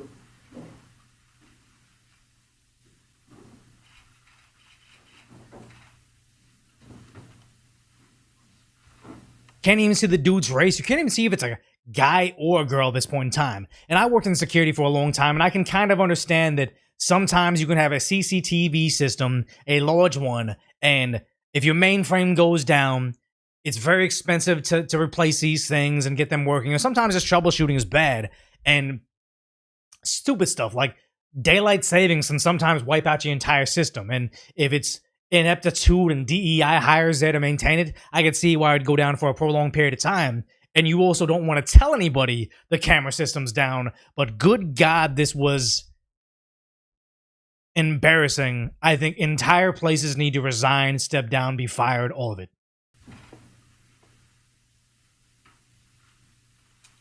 You want to? These are some photos of this individual. People that lied on resumes, probably, or DEI And hires. they will I'm all guessing. be timestamped. This is all because this also can be fat suit too. You don't know. And they said, oh, it's by their gate, but it's like anybody that's not, you know, like they don't got to be a CIA expert, but it's like people can put wrong fitting shoes, put a rock somewhere, like they can change their gate fairly easily to throw somebody off. But yeah, they're looking for a $50,000 reward of this person, unknown suspect, could literally be any race. Like if you said Asian guy, white guy, black guy, whatever it is, like that could be anything. It's crazy, but then they think possibly this. Is this him? Looks like he has the same build. I don't know, chat. What do you think? He was yelling, clearly not dressed for this kind of weather. He was handcuffed. Police struggled a little bit to get him into the car, but this was clearly what this ongoing investigation was about this morning. Now, why this person was being taken in, right? what was going on in the house. He was yelling. Because, oh, that's the thing. With low quality like this, fake belly, fake limping. I mean, possibly, we don't know. But here it is, Trump saying, we got to catch him because how come we know nothing? We're going to see what happens. Hopefully they're going to capture this animal. Hopefully they're going to capture him. Has Kash Patel told you why it's been so difficult for the FBI to identify who the shooter is? Well, it's always difficult. So far, we've done a very good job of doing it with Charlie, with, you know, the various times this has happened. They've done it in pretty much record time. But you really have to ask the school a little bit more. Well, wasn't it with the Charlie Kirk, the suspect they have in custody right now? Wasn't it because his father snitched him out, or the sheriff was, or the father? It was something like the family snitched him out. They didn't go out there and find him. It was just dumb luck they got him. Yeah, they normally leave a trail, but his dad, his father did it, and it's like, we have all these resources. We have confidence that they can crack the case, but oftentimes it's just dumb luck. But here we have over there saying, Orange Man bad still. President Donald Trump has said that Brown University is to blame for this shooting and saying it's the school's problem. Is that a fair criticism, or do you disagree with what the president I don't said? think it's fair criticism. How is not a fair criticism? You guys should have caught him. Colonel. Can you expand on that? Why not? Because Brown University is not collaborating with you guys. You're lying to the press over here. They have facial recognition. We know that because they follow the student, they follow everybody in the nation. That is more emotion about Trump being wrong than the guy committing the murders. Emphasize that. They're more angry at Trump intervening and saying, hey, the inept departments and the agencies are inept, than they are of the guy actually ended all these lives. I did not see this type of passion in their voices before this. Facial recognition. They need to release that data so everybody know who the guy is in video. We got the video Saturday. Why you guys release the video today? I think this is the question. Listen, Colonel, I have just John, please, just for a second. A couple things. First of all, Brown University and Brown Public Safety, Brown Police Department has been a close collaborator throughout this process. That's not true. I do not accept that criticism. Oh, come on. Oh, I do not accept the criticism. You don't have them. You have no leads on it. And yet, you can't criticize us. We don't know anything about him, but you can't criticize us. They first put out the information of that white guy that they said, oh, this is his name. He was something to do with the army, potentially ruining his life forever. He wasn't the guy, just had the same name, I think different middle name. Then they found the other guy. Oh, he's a different guy. He's in the military too. He is the person we're looking for. They detained him, cut him loose shortly after. But don't criticize how inept this investigation has been. Secondly, everyone you see behind us, we've all been working for now 49 hours. We're tired. Oh, we're tired. Guys, we're tired. They're tired. Okay, you know what? That changes everything. I can't criticize some tired people. You guys didn't do your job. Like that's the one thing that always bothered me about Biden is he'd fail, he'd do a terrible job, and then he'd take a nap and he'd rest and he'd take like 3 days off or 4 days off. And I think if if I was so underperforming at my job and everybody was angry at me, I would work extra days. I'd work extra hours. I wasn't going home on time, let alone going home early, let alone taking a long weekend. It's nuts.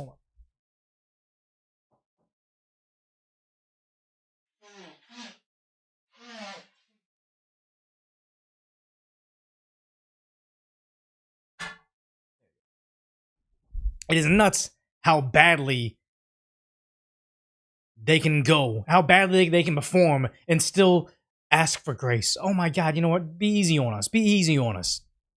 Because the craziest part about this is Yahoo News saying, hey, look, several media outlets quoted students and other witnesses saying before, I'm cutting it off. Other witnesses said the shooter yelled Allahu Akbar before opening fire on the building. Heard this a lot. Initial reporting can oftentimes be wrong. Don't really know. Might be wrong, might be right, but they say this is what people are reporting. But it's bizarre on how their police chief just doesn't want to address it. They don't know. They don't know what's going on here. At least if it's not what he said, tell us that's not what he said and give us the counterpoint to it. Now, there's a report the shooter yelled something right before his shot came in. Yes. Can you tell us what that was? Yeah, it's part of the investigation, John, and we'll, yeah. Now, the only reason I ask that, though, is, for instance, like with the Unabomber, his brother recognized the writing. So it's possible a friend or family member might recognize it. Very valid points. Why don't you just tell us all of it? If you're reaching out to the public for help with a $50,000 reward, don't withhold the inconvenient facts that harm your narrative, because that harms society. Like, if this guy did this over at Brown, what makes you think he won't do it again? What makes you think he's not going to attack another place in the meantime? You guys trying to protect the narrative puts the entire public and the entire country at risk. The person said something that was significant. Correct. So that's why you don't, other than the 9mm, is there anything else inside that auditorium that you could tell us? No, that's correct. And listen, like I said earlier, investigations will bring us to evidence that we need to collect in order to be able to prosecute. That in 48 hours. With that being said, we're going to continue to collect evidence, and if it leads us to something to that nature that's going to be extremely helpful for us to identify somebody, we'll be the first ones to put it out. Alex. But the information's already out there. Either say it's not true or say it's true. Like, you had 48 fucking hours. Did the suspect yell, like has been reported in this, but some erroneous reporting? But wait, no, go back. Look at this. When he hears it, he's going to be so mad at the journalist asking the question, was this a terror attack from a certain religion? He's more angry at you asking it, not assuming it. Just say, hey, I'm asking the experts. Can you tell me? He's more upset about that than the incident occurring. Disgusting. Yell, like has been reported in this, but some erroneous reporting. But I feel like he just rolled his eyes. And how valuable have witness statements been from those who survived? Listen, my heart goes out to the victims. It goes out to the families. You open up this press conference, my heart goes out to the victim and the families. We get it. Give us information. Stop buying time. Their cooperation has been extremely helpful. And that, with that being said, we'll continue, and I'm going to respect the fact that, and I hope that they get better, and my heart and soul goes out to them. So that was not an answer. He just said thoughts and prayers. He said, did they say this thing? Thoughts and prayers. If the mayor was smart, which I don't think he is, he fires him immediately. I mean, I thought he was a chief, but he's got like I forget what some places have. Like, they have a colonel emblem on him. Is he the chief? I don't know.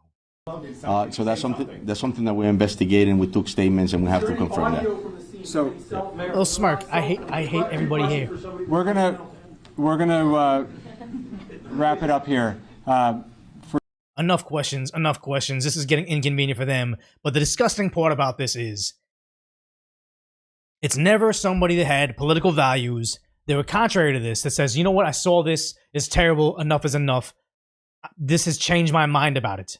But here you have the Golden State Warriors coach again, because he comes out every time an incident like this. Let's say the same talking points he always does. This guy disgusts me because he's someone that is constantly being protected behind walls in areas that there isn't that much violence, and by armed men demanding you, the citizen that doesn't have millions of dollars in the bank, that isn't a massive celebrity, that doesn't have armed men walking them to and from games everywhere they go, police details, security guards, demands that you be unprotected because this made him feel bad, or maybe he's going to cry again. I do want to say one thing. I was here, sitting here 7 years ago after the park. Yeah, when he cried over there about that, saying this was a tragedy, and it was, but you losing your rights doesn't save them. Parkland shooting. We were in Portland that day, and I remember, turning on the news and seeing the news, and with what happened last night, at Brown, it's just a reminder to me that, these shootings continue to happen. And here's the thing. This looks like a press conference to the Golden State Warriors. Nobody asked him, oh my God, where's Ja Rule? Where does Ja Rule tell me how to feel about things in life? Good God, somebody that's attached from reality, a sports star. Please let me know how to make sense of this. It's like no one gives a fuck about what rich millionaires that don't deal with living in shitty neighborhoods trying to secure themselves and their family, what you have to think about it. But here he is chiming in saying, my emotions get hurt, so you lose your rights because I don't have solutions, but I have a moral high ground to talk about. And there is something we can do about them. The loss that all of the people involved last night, the loss that they're feeling, it's exactly the same loss as all the Parkland families and every other mass shooting. Like the one that stopped what happened in Australia. Like these things happened days apart or same day. I forget now. It's so busy. But they happened at the same time. And he's sitting here saying, because what happened over in Australia didn't get thwarted by gun laws, maybe a little more gun laws will save you from it. Nobody asked me about it today. I didn't expect anybody to ask me. I doubt we're going to do a moment of silence out there because it's human nature just to not want to deal with this stuff. And it's human nature just to think, this is so horrible. Let's just not even think about it. But exactly. Take away his armed security and see what he thinks about this. Have him go live in Watts or in South Central and make him think maybe he'll understand why so many Americans wish that we have these laws. Always pushing a narrative. Always pushing a narrative. Here's the thing. It would make sense if he thought one way and this terrible tragedy changed his mind. But if it's just another soapbox moment for him to say, haha, I was right, all these people are dead, and now I get to say I'm right again, how do I make it about me? He's Jenna Maroneying about this in real life. We have to think about it, and the vast majority of gun owners in this country are responsible, law-abiding citizens. True. They have every right, to own a gun. But it's on us to decide if we actually want to take action, as a country, as citizens. Can we know that there are common sense. What are the I feel like common sense measures. It was a handgun that did this. Common sense measures of, they always ask those politicians, you want to ban the assault variants of these tools? Define the assault variant. What makes a regular weapon an assault weapon? And they can never tell you because they just have these keywords. Common sense measures. Oh, yeah. Measures we can take that will save people's lives. And I just want people out there, it doesn't matter if you're Democrat or Republican or gun owner, non-gun owner. I just want people thinking, what if it were my child? What if it were my brother or sister? Would you be willing to stand up to your representatives and say, you know what, enough. I'm not going to vote for you unless you are going to stand up for gun violence prevention through common sense laws that... Here's the thing is, if it could stop it, just like the war on terror, the war on drugs, the war on all this stuff, if there was or the fight against climate change, if my politician could wave a magic wand and stop all this, then of course I'd be on it. Yes, I don't want any innocent people to lose their lives. Let's fix this. But if we have time and time again, all the laws in the world in Chicago, in New York, in Los Angeles, in Australia, and all these places that these are implemented, but they don't fix anything, I'm not willing to lose my rights for you to virtue signal on something if you know that you have a track record of failing.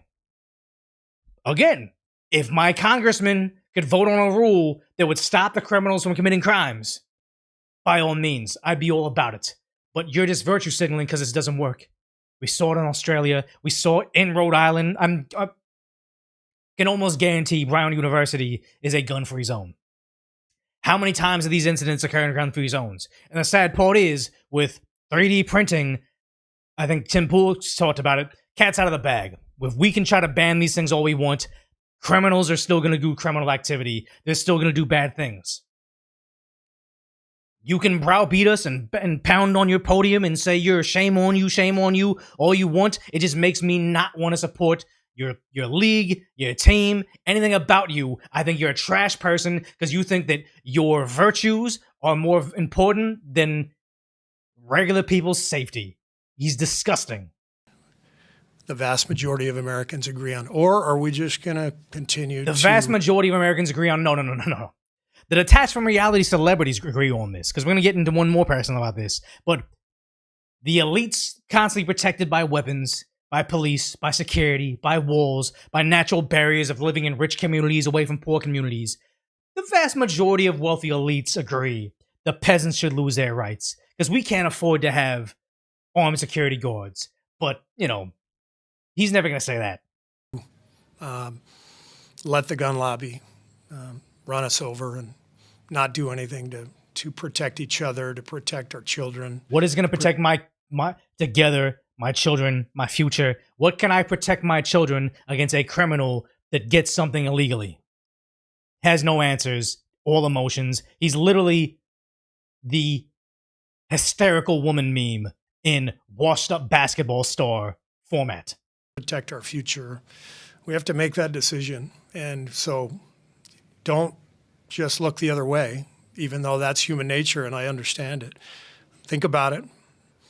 Think about it. Do you want something done? Do you want your child to go to school terrified every day? Or yeah, I don't want that. And what solves that? Armed guards. Have every school, parents, if you have retired military, former military, off-duty cop, you have a public school, got 1,000 students in it. I'm sure you have at least 5 to 10 parents that would volunteer one of their days to go to the school to protect it. Be somewhere on campus. And signs everywhere around that public school saying, on this property, we have 2 guards in here. They're armed to the teeth, and they are given carte blanche to protect this property. I can guarantee you, anybody that wants to be a school person that goes and does a mass incident will just choose the next school. They're not going to go to there. Like the whole what they have on airplanes. They had the air marshal. Some places have it. There should be a perceived defense against these soft targets, where it's like, oh yeah, schools, libraries, sporting events. When you go to a sporting event, everybody's unarmed because you walk through security, but it's crawling with cops. Doesn't really happen there too often because it's crawling with cops. Banks, yeah, it gets robbed because that's a whole other scenario. But just the idea that anywhere that is that has armed guards, like I don't even have a good analogy, but it's just that would be a solution. Not to give up all your rights because nothing will protect us. Because I'm emotional right now. You want to actually take action, because that's what a democracy is about, where we demand that our representatives protect us. And that option is there. So we can either, just do what we're continuing. Disarm yourself. That his version of protect us is making sure that you can never protect yourself unless you're wealthy. It's always difference for you from me, because you got, Steve Kerr, millionaire, celebrity, basketball star. But then even, what is this? Laufey, she's a singer, was a fan, following her. I'm not going to say, we got to cancel him, but it's like insanely famous singer. She's even Instagram's favorite account right now because it has this green format. Like, this isn't my filter. Everybody's got this black format or like night mode on the thing. They gave her a different type of thing because she's like the current it girl in music right now. She's actually very talented. But here she is with her story saying, protect kids, not guns. Again, another wealthy millionaire, maybe not a millionaire, but yeah, I think she's a millionaire. Another person touring the world, constantly under protection of armed guards, armed police, and likely in a neighborhood where she's not in the hood, where she's not face to face with dangerous criminals all the time, telling you, don't protect your guns. We're protecting kids. Even though protecting the kids, that legislation actually isn't going to make them any more safer, because criminals are still going to do criminal stuff. I'm willing to bet if you're willing to send a round into a school, you're willing to buy something illegally. That's going past them, but here we just have the wealthy elite saying, I'm going to virtue signal because I feel like this is what people want to hear, and this is what makes me seem more virtuous, but actually just saying, you know what, peasants, sorry. It's more important for me to look good to the wealthy elites than it is to actually make certain that you have your rights. It's ridiculous. Yeah, hood, live in the loop in Chicago just as bad now. It's like, yeah, if she lived in Chicago as a single woman in a studio apartment in a bad part of the city, even if she lived in the Valley in Los Angeles, not the worst part of the city, but not the best part of the city. If she lived alone, would she be so about, you know what? I don't trust my neighbors. They're dealing drugs out there. There's hookers on the street. I called the police because I got burglarized and they never even showed up. They said, come to the substation. She would not be saying, how do we disarm the people? How do we make certain that you guys are a softer target because I'm an idiot? It's sad. It's I used to think, like, you know, liberalism is paved with good intentions, but honestly, I think this is just outright evil now. Like, you're not these naive children. That Laufey girl looks like she's in her early 30s, possibly. Steve Kerr is a full-grown adult. They have life experience. They've seen what crime is like. They know what the real world is, and yet they say, I saw this sad incident, and I'm just going to restate some talking points that I heard because of popular liberals said it too.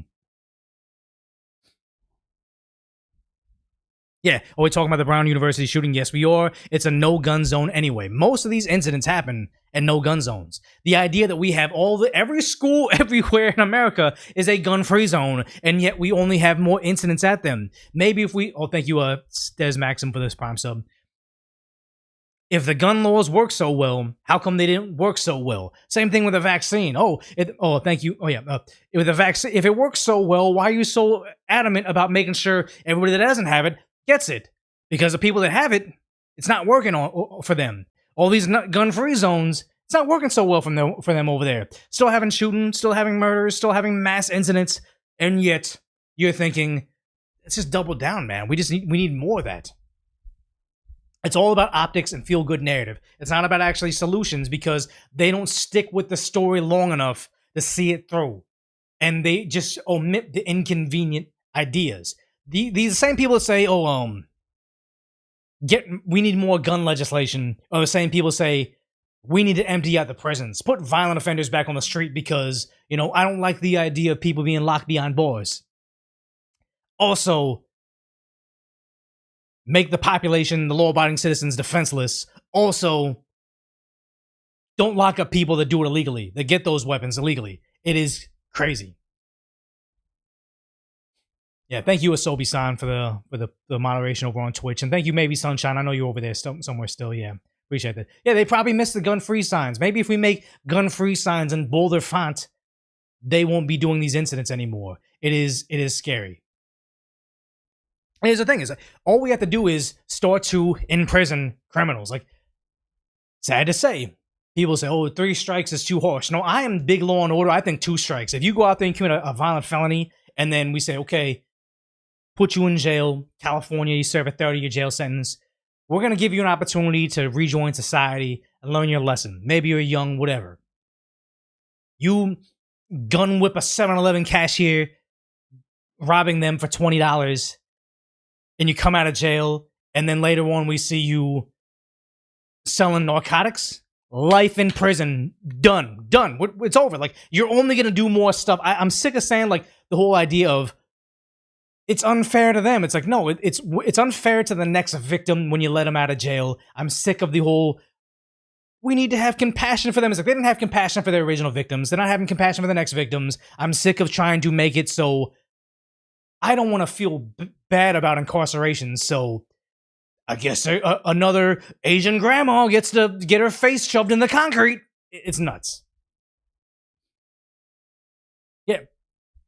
Billamore says, cops carry guns to protect them from the people you're told you don't need one for. And in so many of these deep blue cities, cops are nowhere to be found when you actually need them. It's sad. And now we have an insane incident that occurred over in Los Angeles, where on New Year's Eve there was an attack. Let me blow my nose.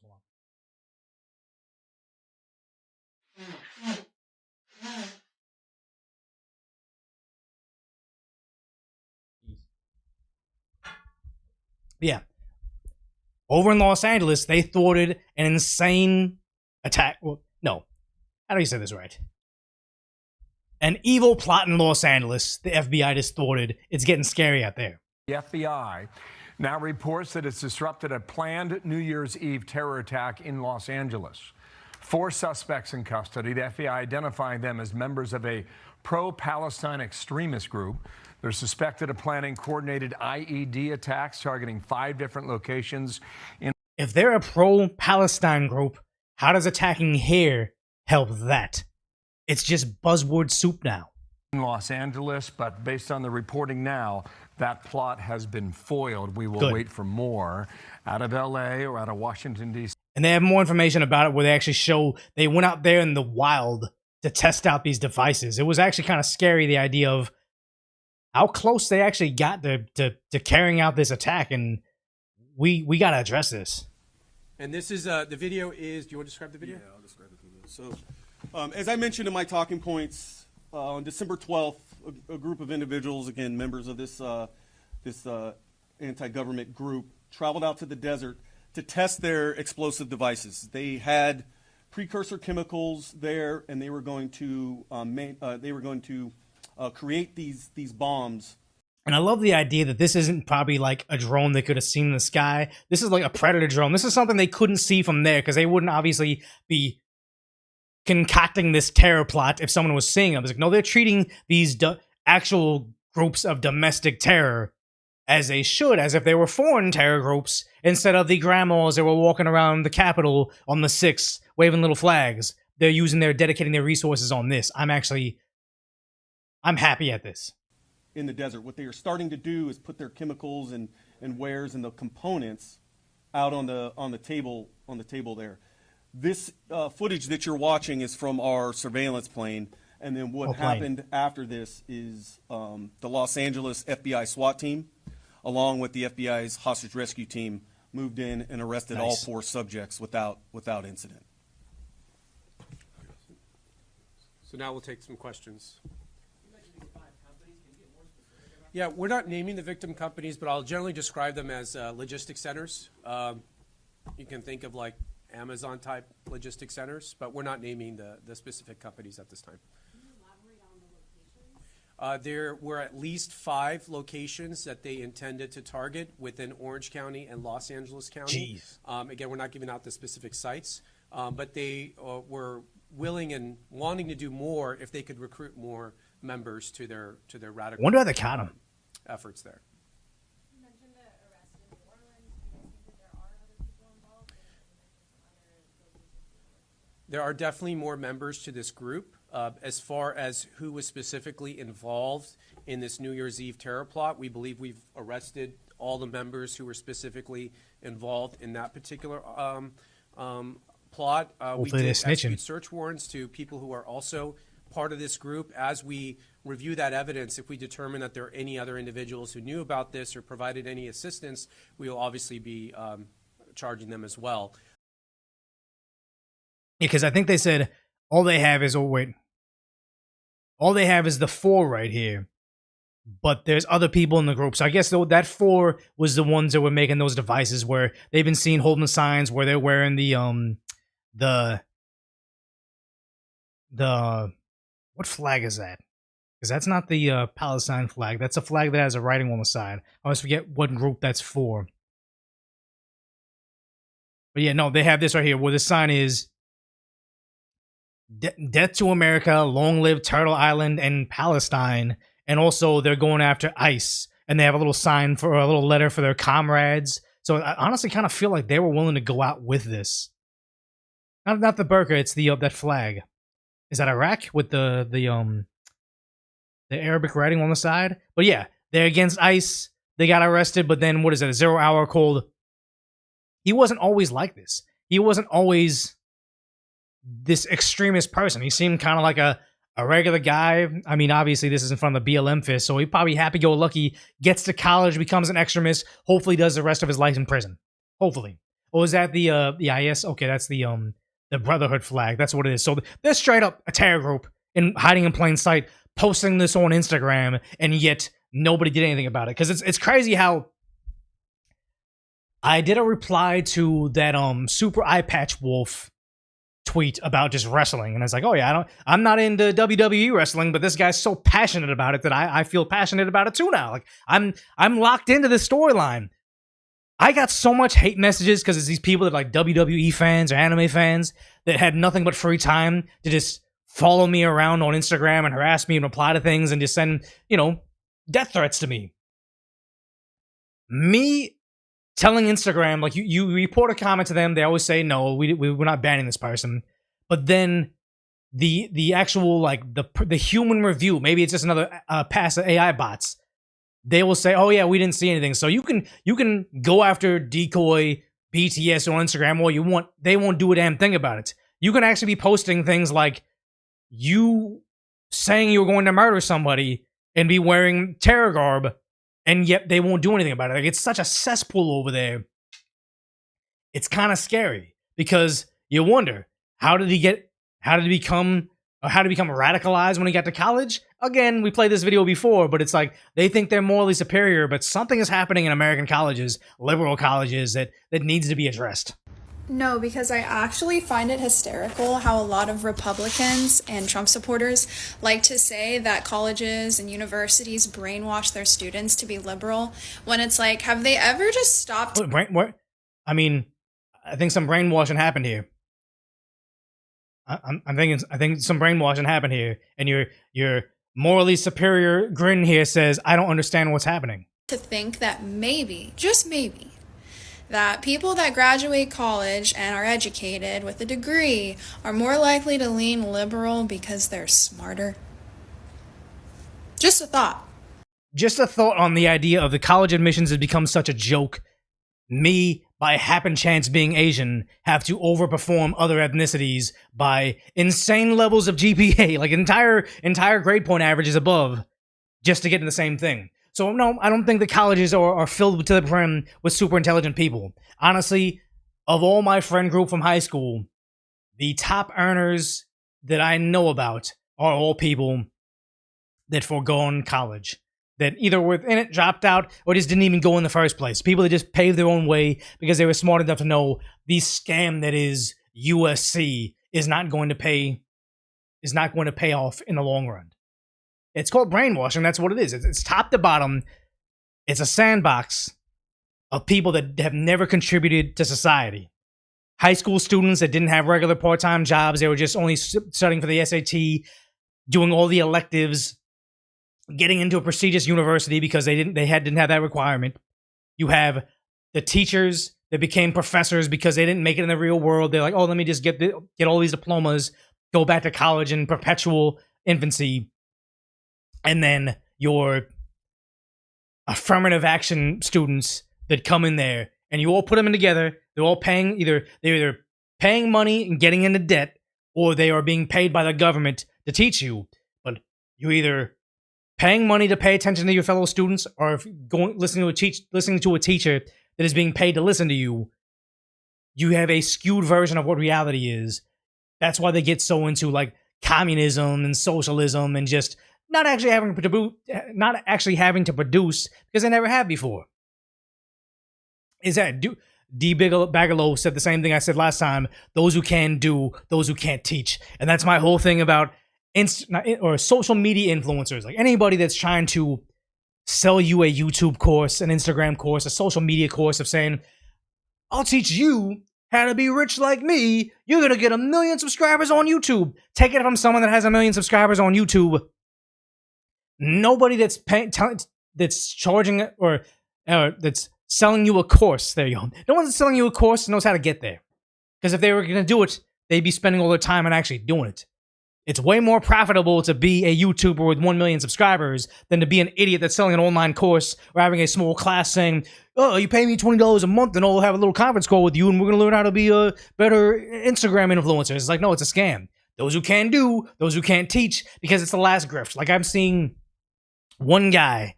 It's kind of sad to see his fall from grace. He's an Asian dude. He was a popular YouTuber. He's kind of getting shamed by this girl. It's a very weird thing. But now he's into selling a course about how you can also be an influencer like me in my specific niche. And it's like, yeah, you don't get views anymore. Your time came and went. The environment on YouTube that you came up on no longer exists. Algorithms have shifted. Audiences have shifted. Things after COVID are very differently. You never learned how to adapt to it. So now you're going to grift on your existing audience and say, here, give me $20 a month and I'll teach you how to make it on YouTube in 2019. It's ridiculous. I hate everything about it. Not Rice Gum. Not Rice. Here. Not Rice Gum. I don't know anything about Rice Gum at all. All I know is I think he was like one of the original guys that got a Kick deal. Because I remember I didn't know much about him. I knew there was controversy around him. But then I saw he was on Kick looking at Discord. He was looking on Discord. He was playing Grand Theft Auto AI, looking as bored as he possibly could be. And once after a certain date he stopped, and you never saw him on the internet again. I was like, whoa, Rice Gum got the bag and just drove off into the sunset. Like, props to him. Like, I don't want to say that I want to sell out ever, but it's like, if your career is already dwindling, might as well cash in like that. It's kind of sad. What's that? Yeah, John Sullivan said, I remember him selling gambling to kids. A lot of YouTubers that just, sad to say, didn't know any better. There's a fashion YouTuber that I liked, and he essentially started to sell a website that was like a casino where it's like, hey, look, give us $100 and you might win the off-white Chicago Red Jordans. They're like $1,000. Or you might win a pair of slides, or you might win a pair of shoelaces. Telling his very young and impressionable audience, go to this gambling, not gambling website, completely selling out. And I'm like, I didn't like it. I was like, oh man, this guy's a sellout. But then also later on becoming a YouTuber, realizing how predatory those deals are, and you don't really know what you're getting into. So I'm not saying it's permissible to sell gambling to a young audience, but I could kind of see, to give him his fair shake, maybe he was like not tricked into doing that ad, but didn't understand what he was getting into until it was too late.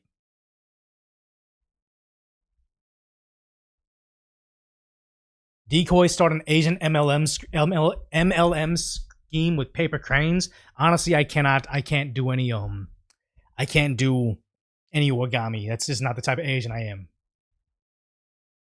Yeah, everything has a grift to it. It's capitalism. I still remember NFTs. Yeah, I remember my tattoo artist got took for a ride on NFTs. I was trying to tell him, hey man, this isn't what it is.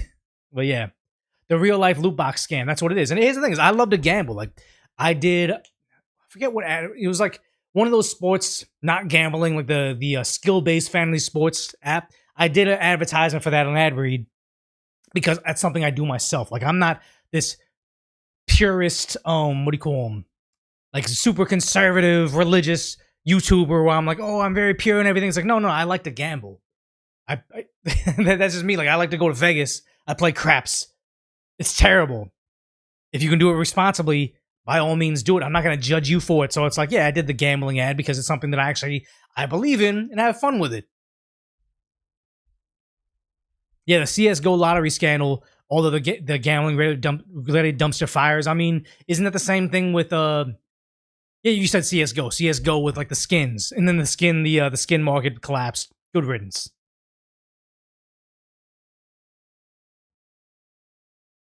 Hey, gambling's one of the coolest crimes ever. He said every day is a gamble when you think about it. It is. I mean, life is a game of chance.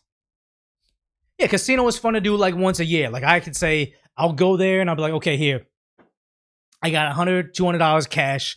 This is my gambling money. I'm going to play it on craps. If it's gone, it's gone. If I double it, I'm still going to gamble it until it's gone. But I went there to lose it. Like, it's part of the fun. It's dumb. I know I'm getting swindled out of my money. But it's just something you enjoy, you know? Yeah, High Form says he's never been to a casino. Be fun to try once. Exactly. If you're not the person that's like fiending for it, you get paid, you're like, oh my God, I get to go to the casino again. That's when it becomes a problem. It's very sad.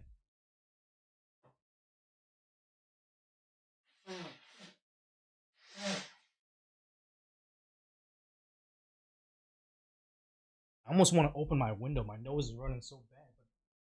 But was a sweater. If Squid Game was real, would you try your hand on it? Obviously, no, dude. My luck is horrible. I gamble and I know I'm unlucky. I know I'm losing the money. I'm not going to join Squid Game so I can lose. Yeah. All right, so despite the fact that these ICE protesters have not accomplished a single goddamn thing, here they are again doing the same thing at Home Depot where they're trying to get Home Depot to stop cooperating with ICE, even though they're not. They've openly said they haven't, and yet they're just useful idiots. So they're not even useful. They're just idiots.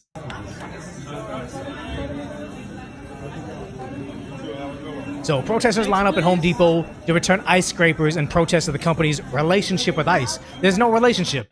ICE knows day workers go to Home Depot to find work. They show up. They're a federal agency. They're a federal law enforcement agency. They don't need to collaborate with a private company to arrest somebody, even inside their building. And these idiots are so dense, they're like, oh, let's waste the hourly worker, the cashier's time, because we'll feel better about ourselves.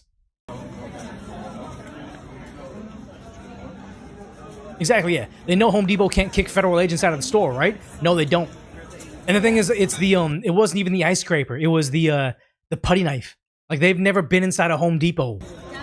They don't know what blue-collar work is. And this thing always irritates me. They're wearing their masks. He's covering his face. If you are saving your neighbors from being kidnapped, if you're a modern-day civil rights hero, if you're so proud of what you're doing, why are you covering your face? Because honestly, if I was saving my neighbors from being kidnapped, like what they say, my neighbor was being kidnapped and I saw them being taken away by masked men with guns, and I was like, oh my God, that's not federal agents making an arrest. That's actual kidnappers. If I was coming through there and stopping the arrest, I want them to see my face. I'm probably even going to put my Instagram handle on my shirt. I want the world to know Decoy is helping out the less fortunate. Decoy's a badass. He's standing up to tyranny. He's a good guy. Like, you want your brand on that. You want everybody to know you did it. Unless you want confidence about if your efforts were actually accomplishing the goal. If you're ashamed of what you're doing, even at some level you know what you're doing is bullshit.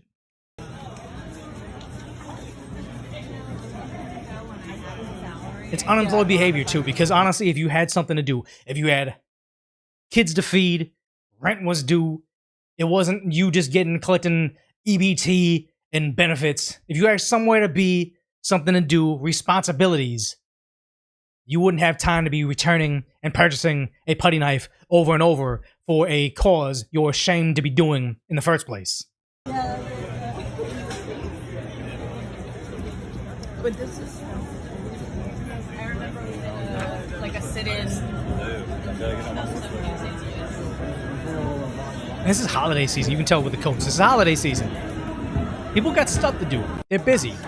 They're literally sheeple. They think they're good. And who's paying for these signs? Because it wasn't them. This is not from Home Depot. Somebody paid them to be there. And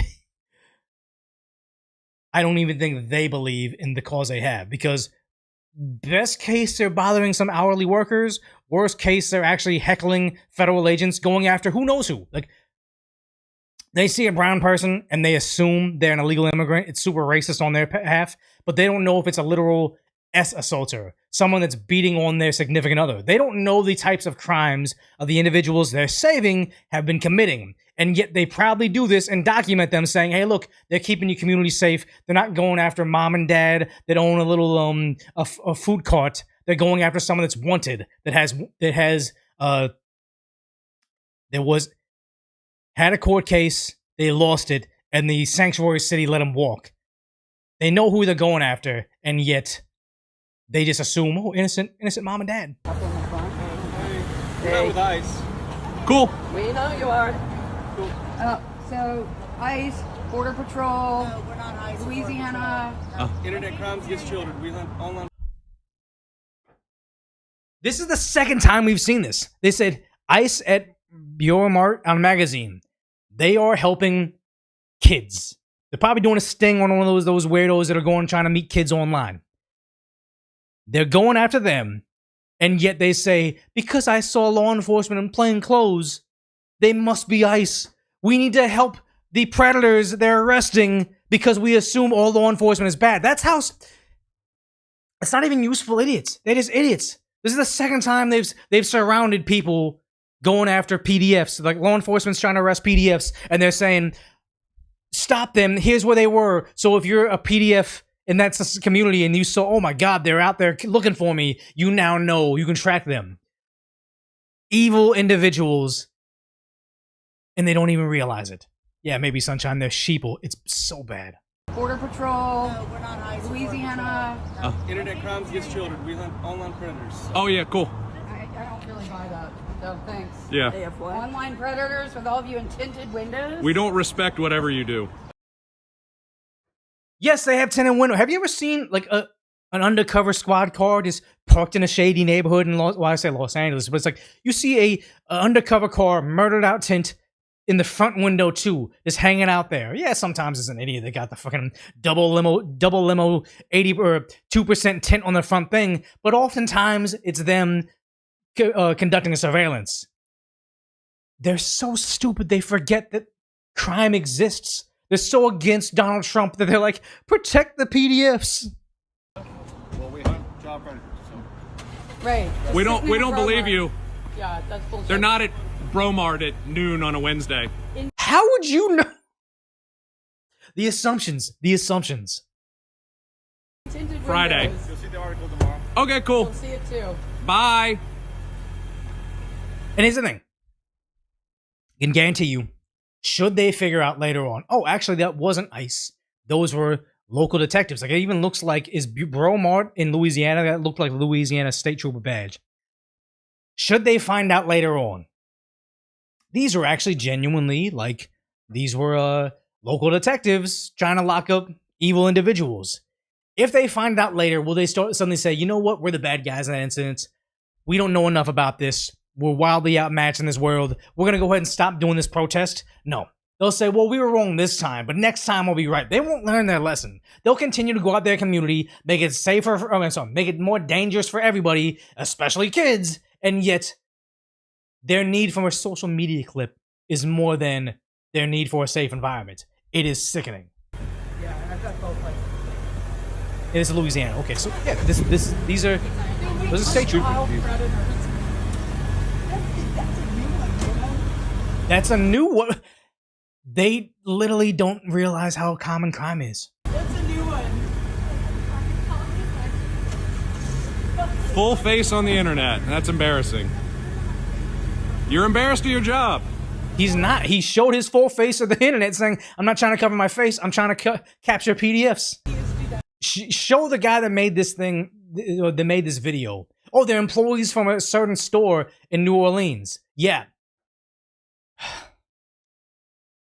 Ridiculous. Sheer absurdity, but here they are. I don't think I can even play this video because they got involved in an ICE arrest and they actually got tackled to the ground. ICE agents were swarmed by violent insurrectionists in Minnesota as they tried to apprehend a woman. Given what's happened the last few months, these coordinated obstruction campaigns need to be stopped. It's time for Trump to unleash DHS. So Gunther Eagleman's out there saying, hey, enough is enough. This incident was pretty violent. I don't think I can even show it on most platforms, but some of them are finally getting arrested. They're following around Border Patrol. They think impeding on federal investigations is somehow okay because the TV told them so. No, it's good they're finally getting consequences. It's great you live there. I live here. Okay, fantastic. One place to vehicle and car. Oh, they're getting arrested. Open the car. No. Huh? Notice that this is what a Border Patrol federal agent looks like this. Look nothing like a plainclothes. Oh wait, not this. Look nothing like a plainclothes officer with that badge was the Louisiana badge. Louisiana, Yeah, she has. That's a Louisiana state, not trooper. Yeah, that's a state. Oh, what do you call them? Not state trooper, state detective. I forget what it's called, but yeah, they have the Louisiana state badge. These are local state coppers. This is what Border Patrol looks like. They don't know the difference because they're ridiculous. Like, this is so. You can't reason with them. In the car. No. Huh? I have my. I have my rights. I have my rights to impede on your federal investigation beyond parody. You're under arrest for impeding. You just blocked our vehicle. Marshals, yeah. Hey! You can't do this. I've just been stalking federal agents for the last hour. How dare you arrest me for impeding on this investigation? Something they tell them time and time again. You cannot do this. Stop following us or you'll be arrested. And all of a sudden they're like, oh my god, I've been arrested because they think it makes them some sort of local folk hero, or at best, oops, the idea that this Nigerian couple was arrested for kidnapping an immigration enforcement agent in Minnesota during an attempted arrest for overstaying their visa. Make them do life. We cannot see this escalation go unanswered. If you guys are kidnapping federal agents because you committed a crime, you overstayed your visa, you're not some innocent person just trying to run a fruit stand in the city, you're a kidnapper of a federal agent, put him in prison. Put him in prison forever. I don't care. Throw away the key, because the scary part about this is who they're trying to keep safe. Like, tracking down on these people that they say are ICE agents, getting arrested because they say they're ICE agents, even though they're impeding on a federal investigation. Now you're seeing over here in, what is this? Yeah, Minnesota. Yeah, Minnesota, straight up saying, once we have enough power, we're going to live outside the authority of the American president. Scary stuff. We have a power problem. We have not done enough to build that power. And it is so why would you need to come to America and build a power against America? Shouldn't you want to assimilate? If you don't like the place you came from, why would you come here to rebuild it there? I love Korea. Love a lot of Asian countries. But I feel like they're very inferior in a lot of ways compared to America, especially in the terms of civil liberties and also cultural norms. Good God, that's a hard word to say. If I wanted to be in Korea, if I thought Korea was superior, would go to Korea. But if I think America is better, that's why I'm here. What is up with the insistency of saying America is so terrible, America is so racist, let's make sure we make it to America, they can't kick us out of America, and we make America more like the place that we said wasn't as good as America because we left? I don't know. Clear to me that we don't have enough power. And I think people in this room are starting to get that as well. But I want to explain to us a concept. That power respects power. Those who have power cannot walk over others who have power. They keep on saying like right-wing extremism.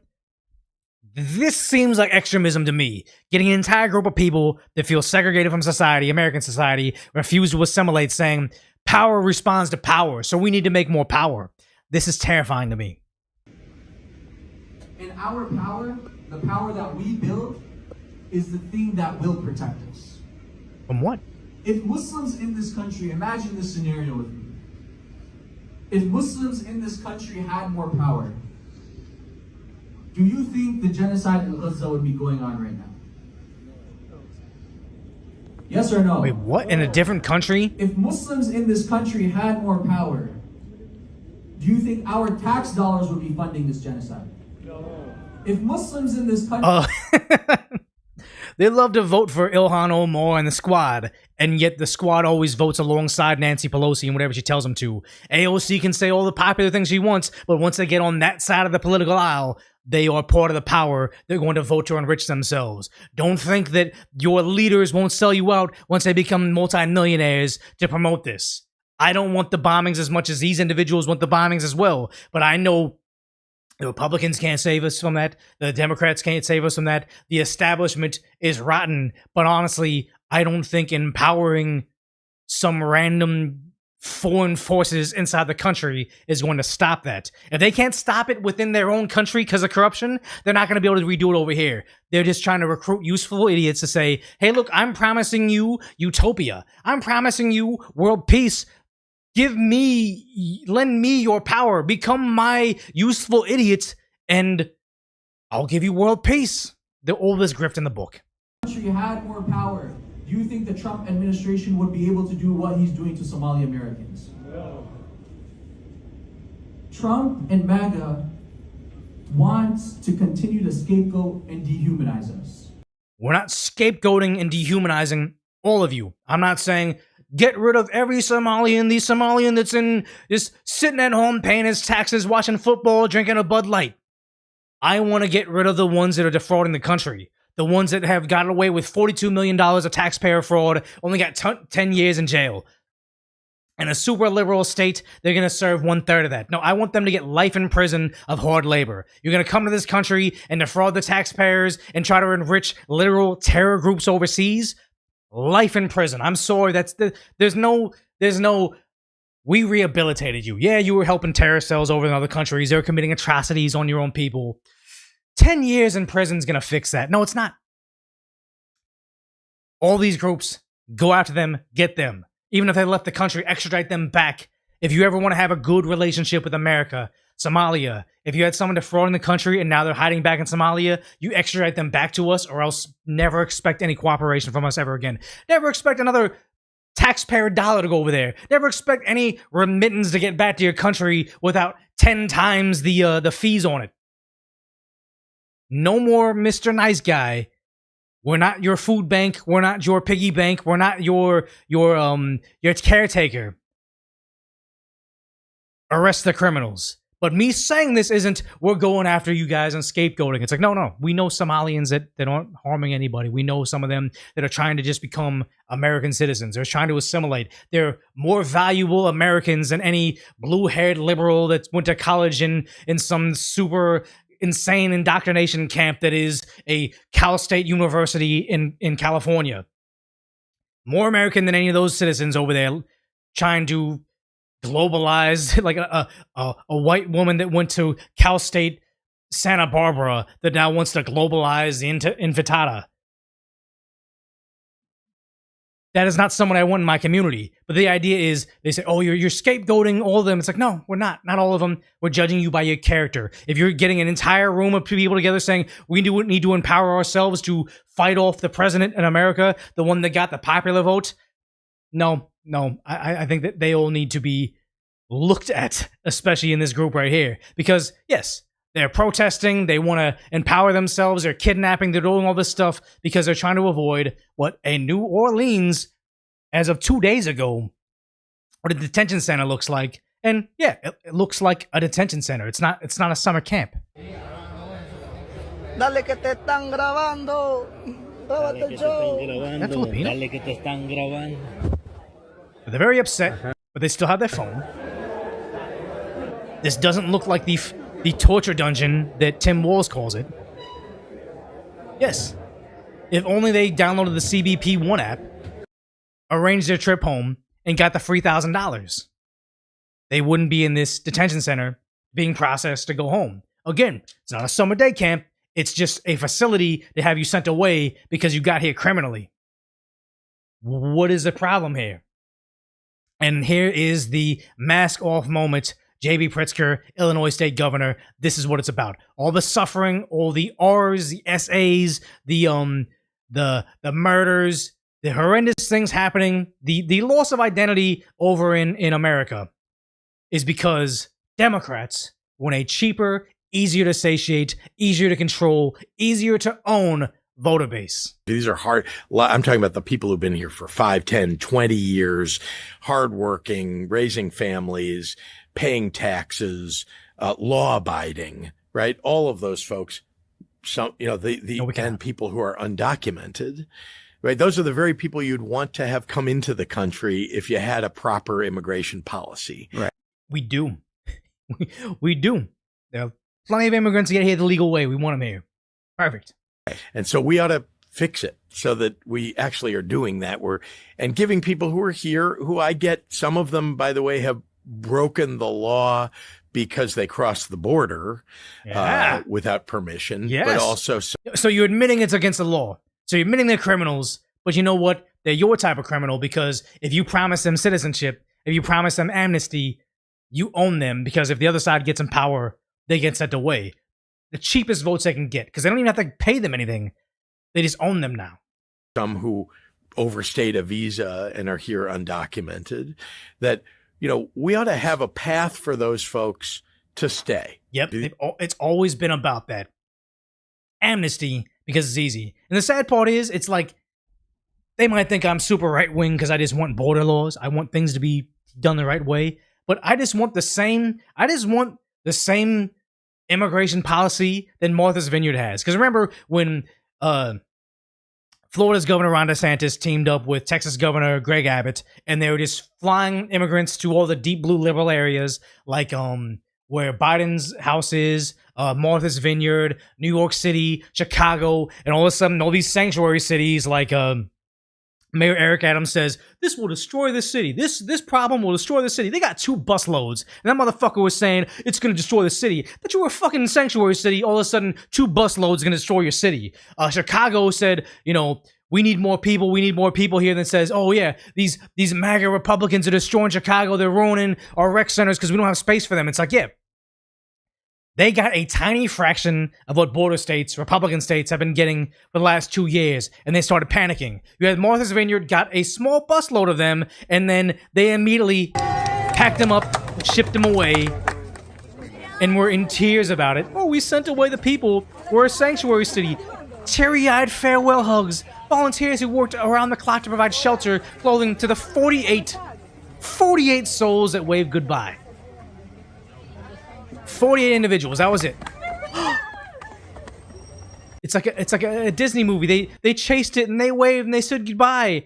All I want for the rest of America is these same border policies as Martha's Vineyard.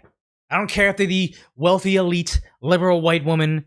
I want the same thing for Los Angeles. I want the same thing for Texas, Chicago, the entire country. Whatever Martha's Vineyard gets, I want it from me. And if that's a problem, then apparently, obviously it's going to be a problem to them. But it's hypocrisy at its finest. And the main issue we're starting to face right now is, I keep on seeing this meme getting passed around where they say, nobody wants to die for the multicultural economic zone. We no longer have countries with identities, with universal languages, with values. We're this multicultural economic zones. And now we're starting to realize that once you don't have a regular populace of people that love the country, you no longer have security because you cannot fill the ranks of your military. You've seen this happening over in Germany right now. It's crazy. Despite the uptick in enlistments, the Bundeswehr faces a manpower challenge. It wants to add about 75,000 active-duty troops to its all-volunteer force by 2035. History weighs on recruitment. The issue still sparks protests. Yeah, I'm looking at all these people protesting right here. See what the soldiers look like and see what these individuals look like. I don't think, obviously, some of these people don't have, they're not military-age males, but these Antifa types don't strike me as a type that say, yeah, we're against fascism, they're the types that say, oh, we should punch a Nazi or whatever. I don't think they're the types that actually get kitted out and go do it. Go run 10 miles in the morning with a rucksack on and actually learning how to defend their country. They're just performative. A recent poll found an overwhelming majority of 15 to 25-year-olds would not take up arms. Why would you join the multicultural economic zone that hates you for who you are? Because what we saw over there in Ukraine is you had lots of refugees from Africa living in the country for years, collecting social benefits, seeking asylum. They're going there. They're being taken care of by the Ukrainian people and their taxpayer. And as soon as Russia invaded, they said, oh, no, we're here. We're refugees. We're not here to fight your war. And again, I don't think that you should fight anybody else's war. But the idea of they get there, they take all the resources, free hotels, free food, pocket money that they would get over in Europe. And then once the war broke out, oh, this isn't my society. I'm not dying for this multicultural economic zone. So they fled over to other places in Europe, demanding that the next country take them. And it's like, okay, look, it shouldn't be exactly like Starship Troopers where military service guarantees citizenship, but you have an issue with countries that are going to face war at some point in time, that are going to get invaded. Evil people will do evil things. You don't like Putin, he's going to invade. Your country can't be a country if you say we have birth rates declining, so we're going to bolster our citizenship with asylum seekers. But should the country be invaded, we don't actually have citizens. We just have people that are going to move on. We're going to get steamrolled, and it's like, it's not the biggest aspect of immigration, but it needs to be examined, because how many people are here in America right now that came through over on Biden's porous borders, that the moment a country invaded us would be demanding they move on to the next country. It is kind of scary to think about. If volunteer numbers fall short, the government may reintroduce the draft. Soldiers we met in basic training told us they find the reluctance of their generation to volunteer troubling. I think a lot of it must have to. Here's the thing: is if you have to implement the draft, you're not getting great soldiers. If you're bringing in illegals, they're not citizens, so they're not going to serve. But then you have to draft someone like me to go serve in the war on behalf of the individuals that don't have to fight in this war. You're not going to get a good military. With the history of World War II. Yes, of course. Private Lassa told us he's proud to serve. Nobody wants to go to war, but if it happens, you have to be there to defend your country. Yeah. Your country. I don't think that these people have an identity of saying, this is my country. It's very scary to think about World War III teetering on breaking out. Do we have enough to defend ourselves? And how many people that are here are immediately going to turn away from us? And how many people we saw the videos? I think Nick Shirley was doing a interviews with people that were like marching on behalf of Palestine. They said, as Muslims, they cannot take up arms against another Muslim. So if we were invaded by Iran or we were going to war with them, they would be on their side. Despite being born in America, they say no foreign force could ever invade the country, but what if it's the country going against ourselves? Very, very scary to think about. Yeah, and drone warfare is a very real thing. Are we behind China during the Biden administration? And how much does China know about us during the Biden administration when they were floating those blimps over us time and time again? It's scary. That's the thing. So yeah, Haipham says they had no problems attacking each other during the Iran and Iraq war. Yeah, it's all nonsense. They speak out, but just the idea that they were American citizens born in America saying if Iran invaded us, they would be on their side. People don't want to die for the multicultural economic zone, but for some reason they would on behalf of another country they've never lived in, because the media has told them America bad. The public school system has said America bad, that now they are willing to put their life on the line for another country. A country that would not accept them for their very liberal values. Scary stuff.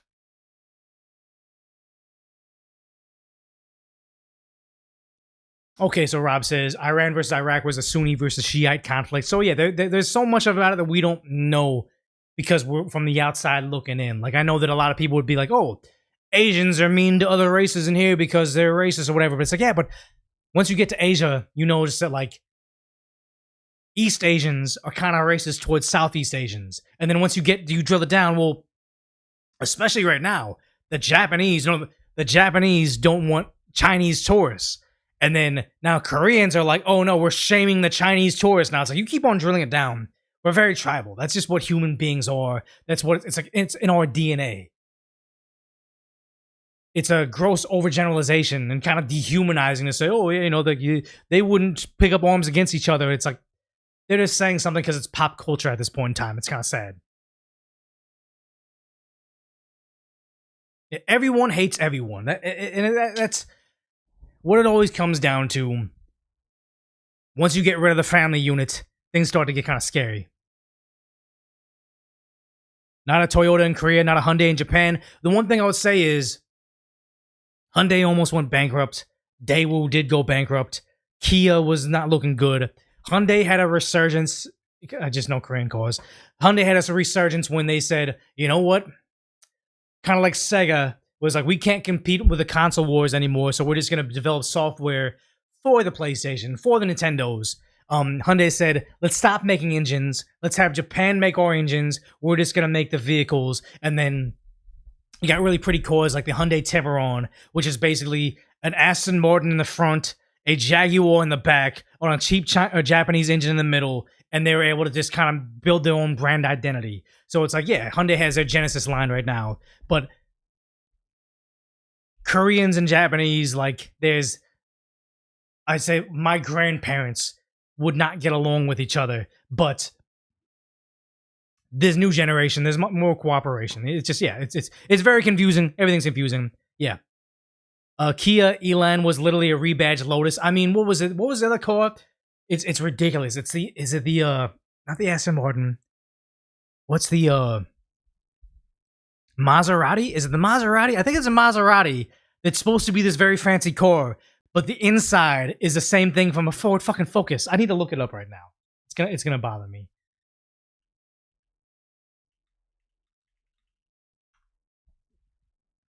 Yeah.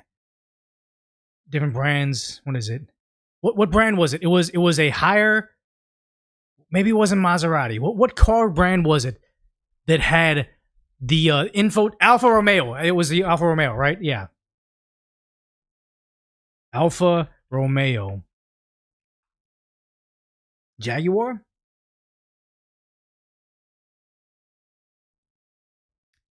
Was it Alfa? I forget what it was, but inside the vehicle, they're like the interior molding of the door. Like you can see the paint from the inside of the car because that's a Ford Focus part. And then also the infotainment center in this $80,000 car was the Ford Focus infotainment center. So it's like, yeah, they all do that at some level.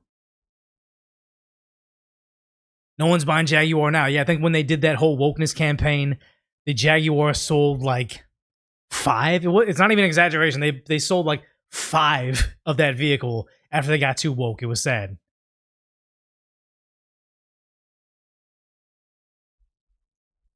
The Ford Focus is a good car. My best friend growing up in high school had a Ford Focus. It was kind of a joke, but it was a reliable car. I think it got him through like our junior year in high school, like his first vehicle, all the way through college, and probably even like after college. He had that car forever. It was equal parts piece of trash. Like, oh, it's a Focus. It sucks. But it survived him the entire time because Ford isn't really known for its durability. Mazda needs to make more rotary engines. I think the RX-7 is a thing of the past. I wouldn't be surprised if you couldn't find a mechanic in your city that could fix a RX-7 rotary engine. The Focus, yes, that's what it was. Yeah, Toyota, you just know. I think they said the mentality behind American cars is it's built to last if you take care of it. The mentality behind a Toyota engine is it's built to last if you never change the oil, if you give it the wrong type of fuel, and you just beat that shit to the ground. The Toyota should still survive it. If you were in World War II or in zombie apocalypse mode, not able to maintain it, your Toyota should still be able to turn on. I miss the Mazda RX-7 just because Fast and Furious Tokyo Drift. I always wanted that car because of that movie. But then when I found out that it's stick shift, but also almost like a different type of six transmission, I was never gonna be able to keep that going. So I mean, the key cars, the K cars, the Toyota cars, the ones that Trump just made legal in America. I'm excited for that. I have my Tesla. I have my good for the environment vehicle, kind of not really. But then I want my Toyota pickup truck. That'll be awesome. Yeah, and the thing is, like, 9A says the Terra trucks, half missing, still running. That is something a tribute to their reliability. I don't like the idea that it's used for terror groups, but I mean, if they're in Afghanistan still running from the 90s, it's good. Mr. Allen says manuals like theft protection now. That is very true. I never played Age of Empires, no. I saw the Cybercab. I love my Tesla. Tesla's the most amazing car ever. I even looked at the Toyota G86, the Subaru BRZ, and even the Supra, knowing I couldn't afford it. But I was looking at cars and I was like, yeah, this is awesome. Maybe I'll buy like, a gas car because my Mazda is looking like trash right now. Every new vehicle 2 years newer than my Tesla feels like a decade older. Like my Tesla's amazing, but no matter how many times they update that full self-driving, I do not feel safe in that thing. Every single time they update the full self-driving and I give it a try, it almost immediately does something illegal, dangerous, or just uncomfortable. I don't trust it yet. I took a Waymo one time with all their cameras and everything. That thing was kind of dangerous too. At one point in time, I think the self-driving will be there, but not right now. I would not get in a cyber cab right here. Get an old Celica. No, the Celicas, they make me nauseous. Like something about the exhaust coming up through the car, or the super lightweight Toyota. I am no, I'll get seasick in that.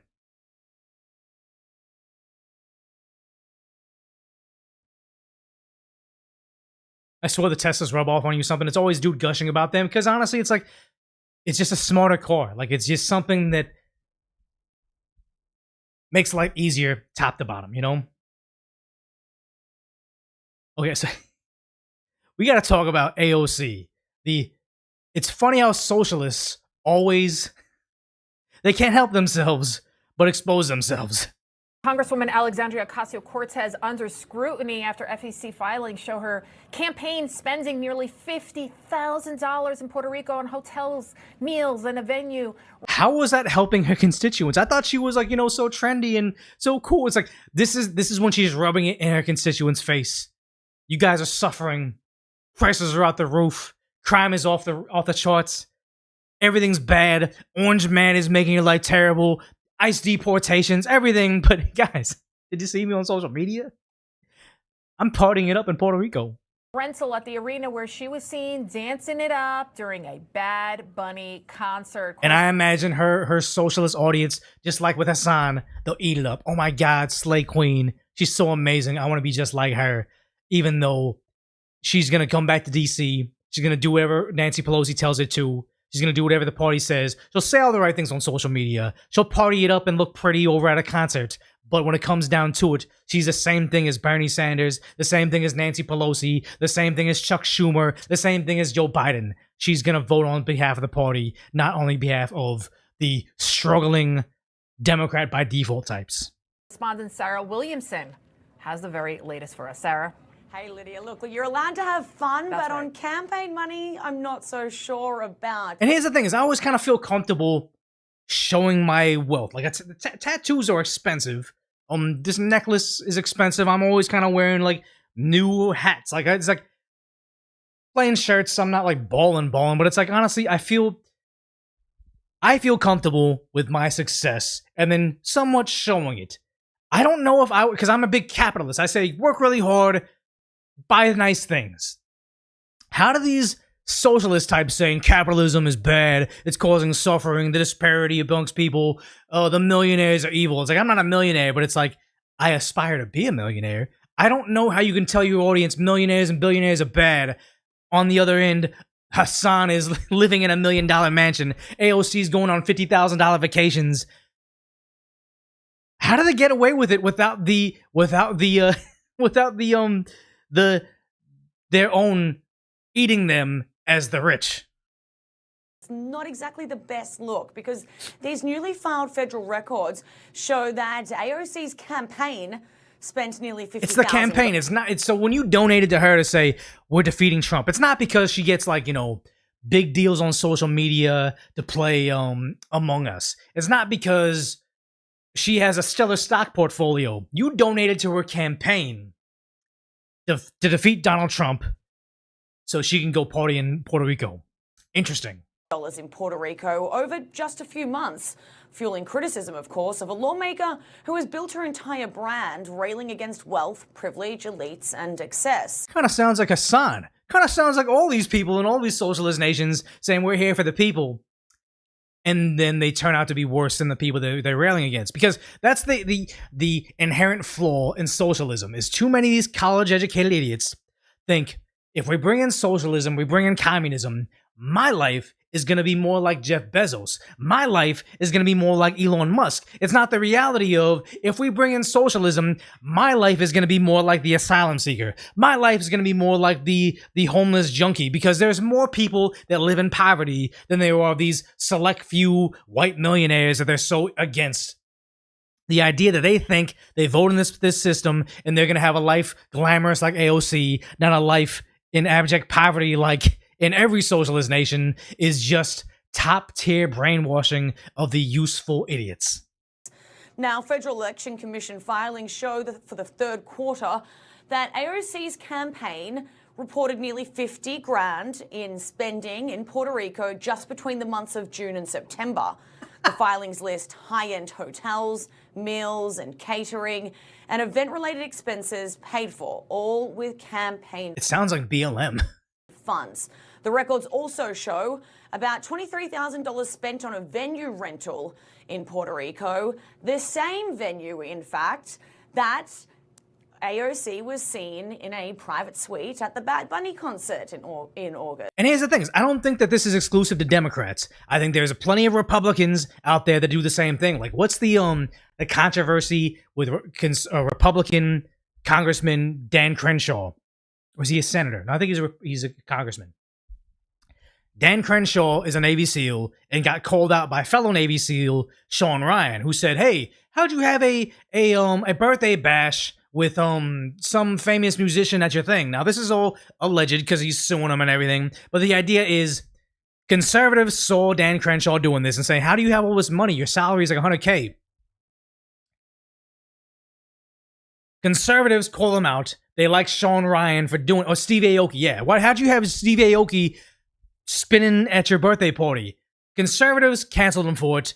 I like the idea that Dan Crenshaw is going to sit down with Sean Ryan on his podcast. They're going to hash it out. If he made money otherwise, I'd love to know it if it wasn't on shady stock deals. Cool. Prove us wrong. My assumption is you're doing shady stock deals like the rest of everybody in Congress and in the U.S. Senate.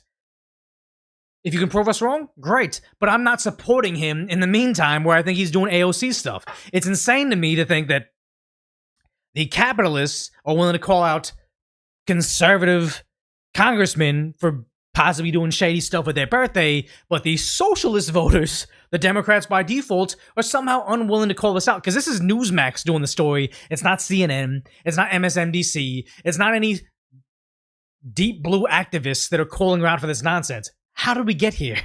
Just a moment that went rather viral online. Now, the appearance coming the same month, she delivered a speech condemning gentrification in Puerto Rico, and economic. This is exactly the same thing when you had Don Lemon. Oh, so bright. You had Don Lemon. You had who else was it on CNN, MSNBC, AOC included, all saying things about the lockdowns. Oh my God, Florida's gonna get everybody gone. They're not doing lockdowns. It's mask free. How dare they? I live in New York City and I live in DC, but you know what? I'm going to go to Florida on vacation. Like, I don't want to wear a mask on my vacation. I want to go to the beach. We want to have our New Year's Eve blowout. Like SNL was like, oh, we don't want to have masks everywhere. So we're going to have our New Year's Eve special down in Florida. Constantly railing on conservative and just small government mentalities and policies, saying they're going to get people ended. But then when it comes to them, they want the conservative lifestyle for themselves, not for the peasants. Rules for thee, never for me. Yes. She delivered a speech condemning gentrification in Puerto Rico and economic inequality, further intensifying criticism that her personal choices undercut her political message. Now, another socialist is doing that.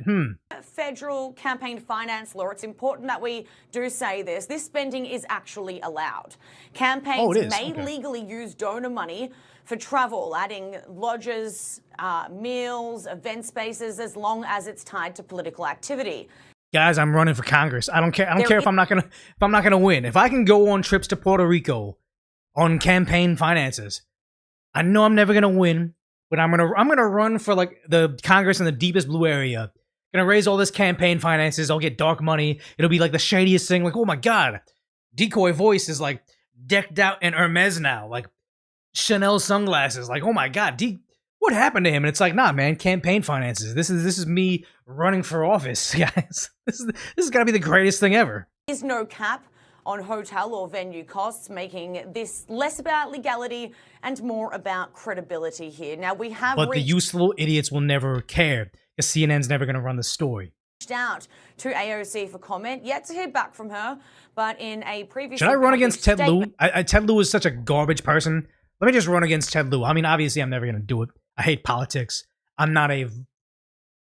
You could never run an ad with me, with my voice, with my appearance, me showing up with this weird, like, curly hair mullet thing going on, patchy beard, not pronouncing anything correctly, and saying vote for me. I'm never going to get middle America to vote for me. I'm never going to get moderate people to vote for me. But that would be funny to have me on the campaign trail against Ted Lieu, because he's such a garbage individual. And her campaign manager I bring the said bat. that she Yeah, I'll be the regularly bat travels to Puerto Rico politician. to support local causes, and that the spending reflected legitimate campaign activity. But for critics, this just reinforces what they see as a familiar pattern of a progressive lawmaker condemning excess, while she comfortably is enjoying the very privileges she tells others to reject. Yes. Lydia? No. She doesn't tell the others to reject it. She says it's evil for them to become millionaires, because obviously, even someone making like a couple hundred grand a year, they don't take $50,000 vacations. This is millionaire shit. And she's out there flaunting it and doing it, but her audience doesn't care. And again, it's another example of these, everybody preaching equality, let it be finances, let it be rights for, what is it called, ethnicity, gender. Everybody that's preaching equality somehow always says, we want special privileges for myself. Here's equally stupid Congresswoman Jasmine Crockett out there complaining that security is expensive. Never mind that they want to get rid of your Second Amendment rights. She needs security herself, but doesn't want to pay for it. I think that it's really a good question as to why a member of Congress needs to pay for security. Because you're a citizen. Money that they go. How many people, chat, how many people are in Congress? How many people are actively in Congress right now? And if we were going to give them security details, all of them, that would be how much of a burden on the American taxpayer. I don't know, but yeah, she's wondering, yeah, there's not 31, like, oh, yeah, over 250, yeah, 335. So let's really drill this down. We're in a deficit, so how many members of Congress are there? So 535 voting members of U.S. Congress. How much would 24/7 detail of security, of armed security cost? Yeah, 535. I think it's including senators. 435 representatives, congressmen, 100 senators. So high end up to $1 million annual costs. So you mean to say she's crying because a 2-guard detail for high risk clients, and she's a high risk client, $800 to $1.6 million a year. So let's say $1 million. So she's saying we need to add $500 million to the budget that we're already in. This is again someone that has no understanding of how things work and how you need to provide value to get value back, because they're professional leeches. They're in Congress. She wants to add $500 million to our budget because she feels some type of way. And raise, instead of focusing on making sure that they use that money to educate voters about why it is that candidacy matters. I do think that it does people like me a disservice when you are so outspoken. Just pay for it out of pocket. And then what happens if you want to be outspoken, you pay for it out of pocket. I understand me myself. I say things that are controversial. I try not to be controversial. I feel like I'm middle of the road. But I say things that make me unpopular, that on social media people want to yell at me and say that my time is up or my time is coming, or always these insinuations that they're coming after me. I understand that. You have freedom of speech, not freedom of consequences. Evil people are going to do evil things. I understand that. I am someone in the public eye. Not as popular as her, but it's like, it comes with the territory. You can't be, who's that one, who's the Falcon in the Marvel movies who gets really upset when people approach him and say, oh my God, I love your movies. Can I take a picture or whatever? It's like, he gets so upset about that, but it's like, that's part of the territory. Is it right that you're always on stage? Is it right that people are always going to bother you when you're trying to enjoy a bagel in the morning? No, but that's part of being a millionaire celebrity. I understand the same thing with me. I will never get angry at you, the fan, for seeing me in public and saying, hey, Decoy, I love your channel. Can we take a picture? Cool. I am privileged to be identified like that. And also, sad to say, the inverse of that, I am privileged to be in public and have someone say, hey, fuck you, Decoy, you suck, or whatever. It's like, that's part of it.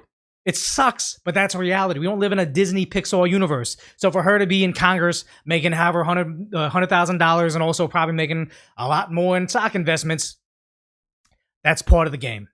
If you got to pay out of pocket to pay for security because you need that, you do that. Or if you want to use your Second Amendment rights, and I'm sure a congresswoman should be able to carry in every state, she should do that. That's part of it. It's unfortunate, but it is.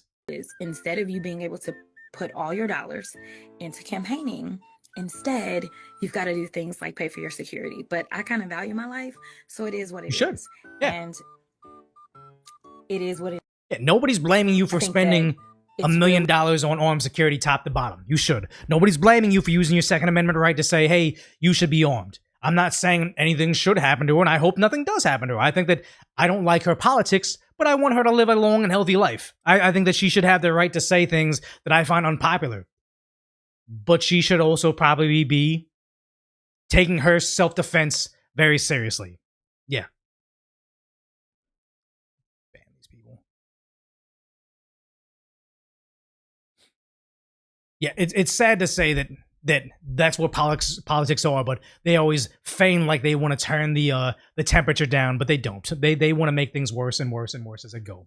So yeah, it kind of looks like like 1,000 watching over all the different platforms. So that's pretty awesome. If you guys haven't already, please consider giving me a Twitch Prime sub. If you have Amazon Prime and you don't watch on Twitch, you can just connect your Twitch.tv account and go to twitch.tv/decoy and put your Amazon account and give me, it's like a free $5 membership. It doesn't cost you anything, but it gives me the money. So it's pretty awesome. I mean, if it's hard to figure out, don't bother. It's okay.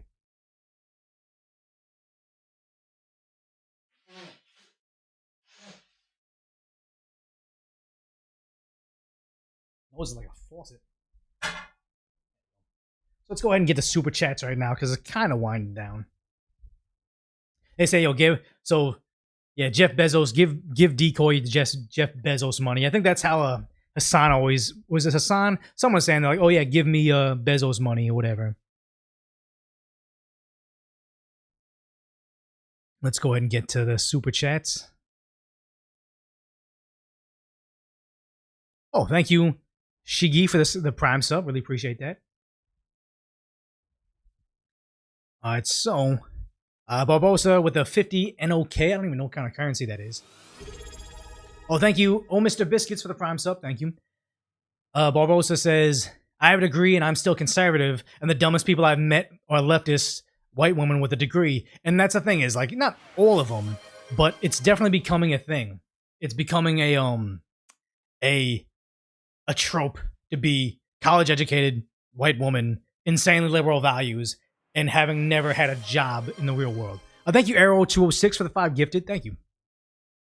Narco42 says, I'm pushing my kids the idea of trade schools so they can actually do something worthwhile. I can teach them about business for my degree, mattered then that I only used to be a pilot in the U.S. Air Force. And that's the thing is I have nieces that are getting to they're getting close to graduating high school, and it's like starting to think about colleges, and it's like, should they not want to go?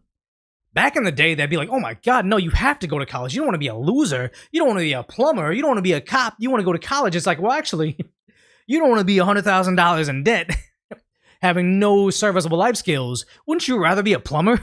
Wouldn't you rather be an HVAC? Wouldn't you rather be a cop? Like, these are all good career opportunities. The world has changed so much. Narco also says, this is 100-year jihad. Are planning this for 40 years. They understand it's grounding down culture. It's short-sighted to think long-term. That is the U.S. right now. We're hit a boiling point, and it's kind of scary. Brandon B. Free says, Pritzker has a vacation house here in Lake Geneva, Wisconsin. It's hidden away. I work on a lawn next door. He threw an enormous party after the shutdown in Illinois. A lot of them did that. Like, what is it, Governor Gavin Newsom? Shut every single thing down. And then, oh, thank you, Dirty Downstairs, for the Prime sub. Shut everything down, but kept his winery open and threw parties in there. Nancy Pelosi shut down a hair salon and then reopened it so she can get her hair done. And then when she got caught on their CCTV, she said, "Oh, it's because of I'm on television. I'm special. I get to have my hair done. You filthy peasants need to be locked down." It was crazy because they kept on trying to sell COVID to us as if it was this scary. How do I find my thing on Twitch?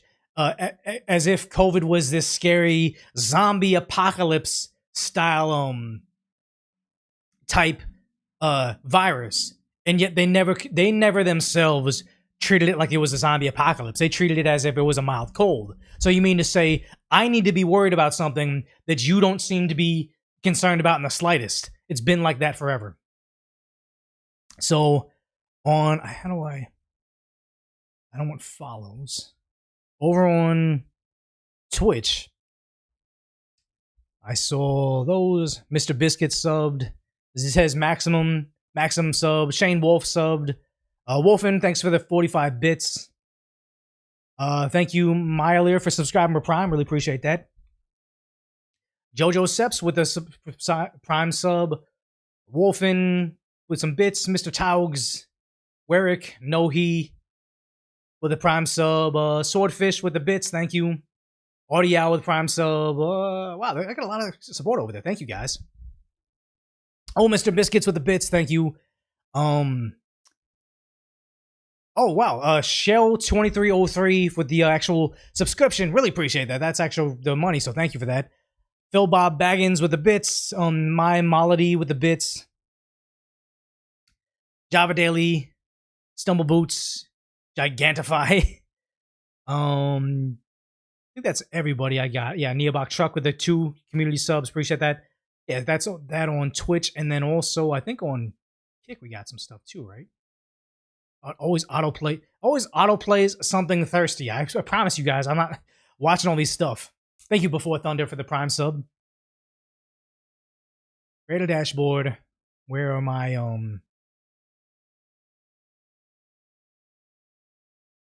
the activity feed? Okay, so nothing over on Kick, which is fine. So yeah, appreciate you guys. Yeah, Kick pays $95.5 with no ads, but honestly, there's less of a viewer base, I think, over there. I think YouTube, Twitch is where you're gonna find the new people. Thank you, Mr. Biscuits, for the bits. Yeah, Kick is gonna have ads soon, and I think the payouts is gonna be much lower because right now they just been paying out of the gambling, the stake money. Once you're getting a revenue share, I think it's gonna go down, probably worse than Rumble.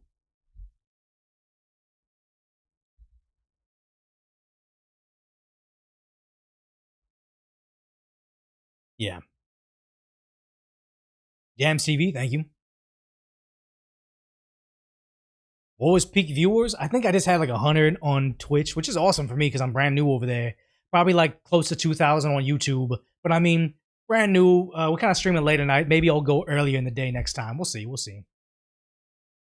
Yeah, and the thing is, Zhao says, China was putting videos online showing people dropping dead in the streets from COVID. I remember that. There was like blood coming out of their mouths. They were just dropping, and it's like, oh my God, this is the worst virus ever. What happened with that? Was that just pure propaganda? I think it was. Thanks for KO for following me on Twitch.